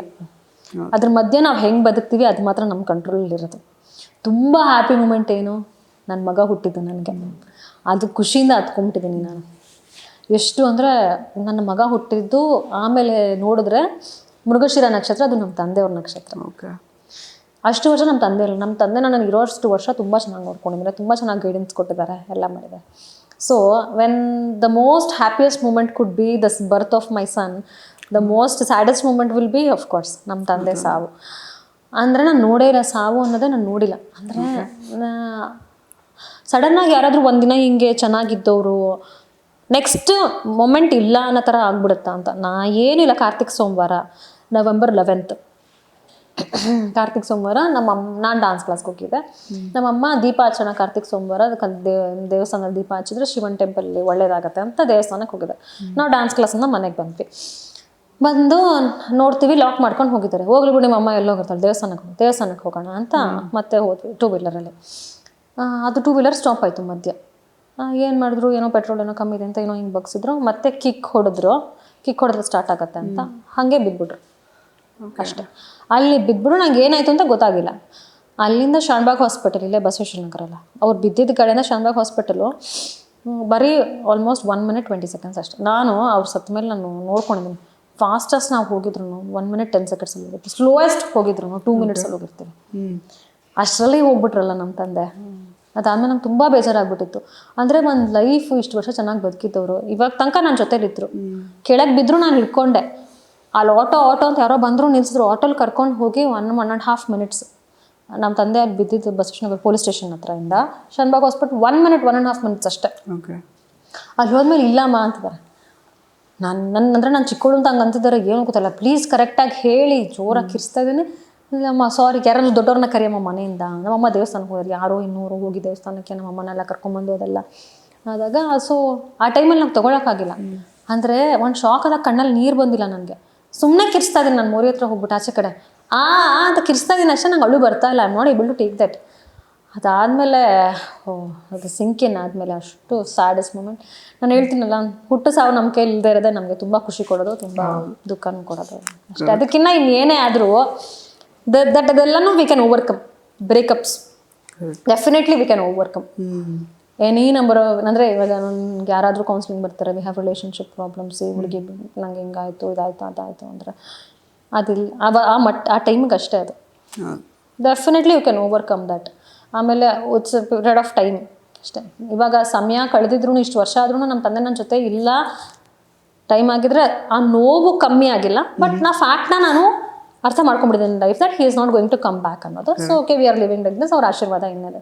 ಬಟ್ ಬ್ರೇಕಪ್ ಎಲ್ಲ ರಿಲೇಷನ್ಶಿಪ್ಸಲ್ಲಿ ಏನೋ ಜಗಳ ಆಗಿರುತ್ತೆ, ಅದಾಗಿರುತ್ತೆ. ಓಕೆ, ಇವಾಗಿನ ಸಿಚುವೇಶನಲ್ಲಿ ಒಂದಾದ್ಮೇಲೆ ಒಂದು ಏನೋ ಮಾಡ್ಕೊಂಡು ಹೋಗ್ತಾ ಇರುತ್ತೆ. ಸೊ ಆ ಟೈಮಿಗೆ ಡಿಪ್ರೆಸ್ ಆಗಬಾರ್ದು. ಈವನ್ ವರ್ಕ್ ವೈಸು ತುಂಬ ಜನ ಕರಿಯರಲ್ಲಿ ಚೆನ್ನಾಗಿ ಹೋಗ್ತಿಲ್ಲ ಅಂತ ತುಂಬ ಡಿಪ್ರೆಸ್ ಆಗಿಬಿಡ್ತಾರೆ. There is always a plan B. ಏನಾದರೂ ಬೇರೆ ಮಾಡ್ಕೋಬೋದಲ್ವಾ. ದೇವ್ರು ಎಲ್ಲರಿಗೂ ಕೊಡಲ್ಲ. ಚೆನ್ನಾಗಿ ಪರ್ಸನಲ್ ಲೈಫ್ ಕೊಟ್ಟಿರೋರಿಗೆ ಚೆನ್ನಾಗಿ ಕರಿಯರ್ ಕೊಡ್ತಿರ್ಬೋದು, ತುಂಬ ಚೆನ್ನಾಗಿ ಕರಿಯರಲ್ಲಿ ಚೆನ್ನಾಗಿರೋರು ಚೆನ್ನಾಗಿ ಪರ್ಸನಲ್ ಲೈಫ್ ಇರ್ಬೋದು. ಸೊ ಎಲ್ಲರಿಗೂ ಏನೋ ಒಂದು ಇದ್ದೇ ಇರುತ್ತೆ. ಸೊ ಬೇರೆಯವ್ರ ಲೈಫ್ ಕಂಪೇರ್ ಮಾಡ್ಕೊಳಿದ್ರೆ ನಮ್ಮ ಲೈಫ್ನ ಚೆನ್ನಾಗಿ ಬದುಕಬೇಕು. So never slip into depression. Have your own circle of good friends around you. ನಿಮ್ಮ ನೋವುಗಳು, ಖುಷಿಗಳನ್ನ, ಸಂತೋಷಗಳನ್ನ ಹಂಚ್ಕೊಳ್ಳೋಕ್ಕೆ ಅಂತ ಒಬ್ಬರೋ ಇಬ್ಬರೋ ಇದ್ರೆ ಲೈಫಲ್ಲಿ, ಅವರೇ ನಮಗೆ ಆಸ್ತಿ ಅಷ್ಟೇ. ನನಗೆ ಎರಡೇ ಪ್ರಶ್ನೆ. ನಿಮ್ಮ ಅದರ್ ಸ್ಕಿಲ್ ಸೆಟ್ಸ್, ಅಂದರೆ ನೀವು ಭರತನಾಟ್ಯ ಕೂಡ ಮಾಡ್ತೀರಾ ಅಂತ ನಂಗೆ ಗೊತ್ತು. ಅದನ್ನ ಬಿಟ್ಟರೆ ಬೇರೆ ಅಪಾರ್ಟ್ ಫ್ರಮ್ ಆ್ಯಕ್ಟಿಂಗ್ ಬೇರೆ ಏನೆಲ್ಲ ಸ್ಕಿಲ್ಸ್ ಇದೆ ನಿಮಗೆ ಅಂತ? I said counselling. ಅದೇ ಡಾನ್ಸು ಟಚ್ ಹೋಗ್ಬಿಟ್ಟಿದೆ ಇವಾಗ. ಮುಂಚೆ ನಾನು ಡಾನ್ಸ್ ಹೇಳ್ಕೊಡ್ತಾ ಇದ್ದೆ ಮಕ್ಕಳಿಗೆ, ಭರತನಾಟ್ಯಂ ಹೇಳ್ಕೊಡ್ತಾ ಇದ್ದೆ ಮಕ್ಕಳಿಗೆ. ಅದರ್ವೈಸ್ ಕುಕ್ಕಿಂಗ್ ಮನೇಲಿದ್ರೆ ಚೆನ್ನಾಗಿ ಕುಕ್ಕಿಂಗ್ ಮಾಡೋಕ್ಕೆ ಇಷ್ಟ. ನಾನು ವರ್ಕೌಟ್ಸ್ ಮಾಡ್ಕೊಳ್ಳೋಕ್ಕೆ ಚೆನ್ನಾಗಿ. I am not self obsessed, but I want to take self care. That I do.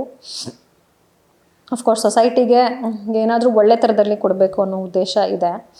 ಅದಕ್ಕೆ I want to gather a group of people who have the similar goal. So maybe it's all long term goal. ನೋಡೋಣ ಹೇಗಾಗುತ್ತೆ ಅಂತೆಲ್ಲ materialise ಆದಮೇಲೆ ಹೇಳಿದ್ರೆ ಚೆನ್ನಾಗಿರುತ್ತೆ. ಅದಕ್ಕೆ ಮುಂಚೆ I don't want to, ಅಂದರೆ ನಾವು ಆಗೋದಕ್ಕೆ ಮುಂಚೆ ಹೇಳಿದ್ರೆ ಅದಕ್ಕೆ ವ್ಯಾಲ್ಯೂ ಇರಲ್ಲ ಅಂತ.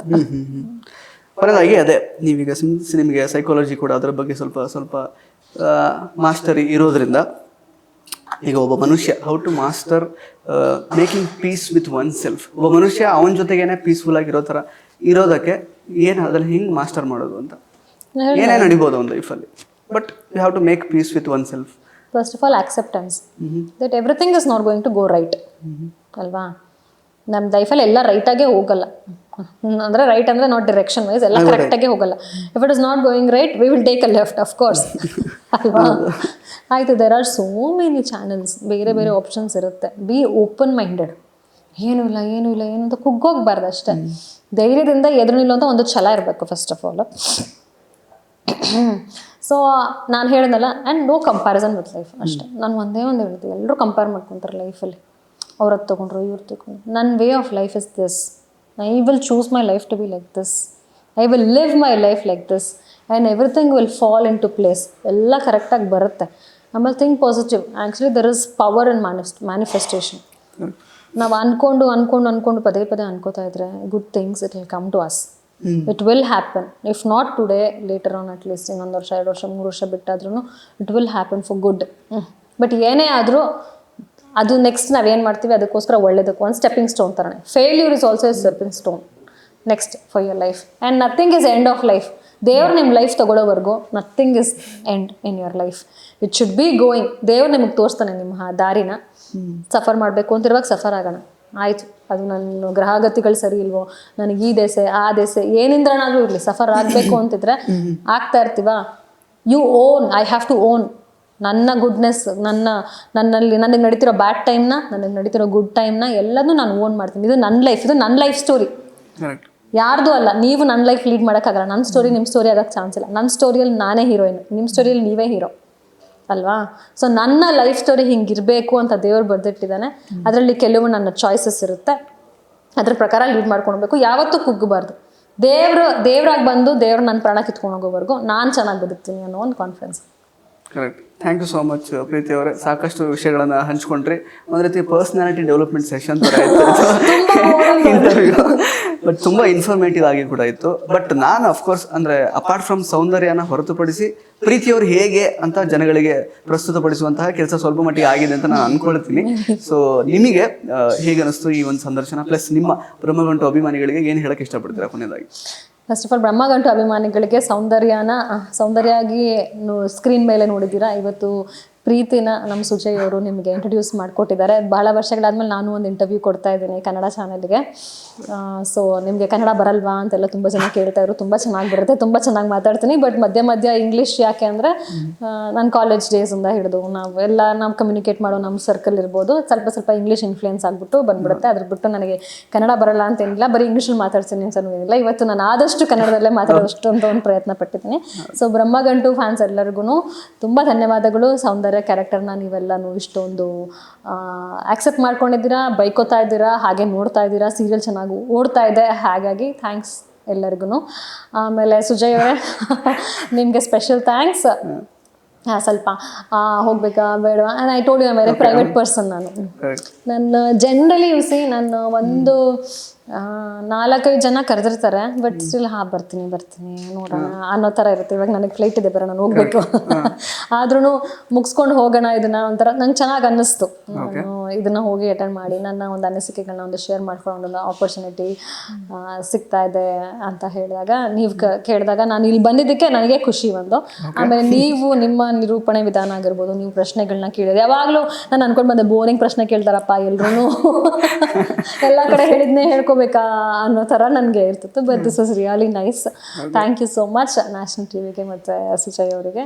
ಇವತ್ತು ನನ್ನ ಅನಿಸಿಕೆಗಳನ್ನ, ನನ್ನ ಒಂದು ಮನಸ್ಸಿನ ಮಾತುಗಳನ್ನ, ನನ್ನ ವ್ಯಕ್ತಿತ್ವನ ಜನರಿಗೆ ಒಂದು ಇಂಟ್ರೊಡಕ್ಷನ್ ಥರ ಕೊಟ್ಟಿದ್ದಕ್ಕೆ. Okay, thank you so much. Pleasure is mine actually.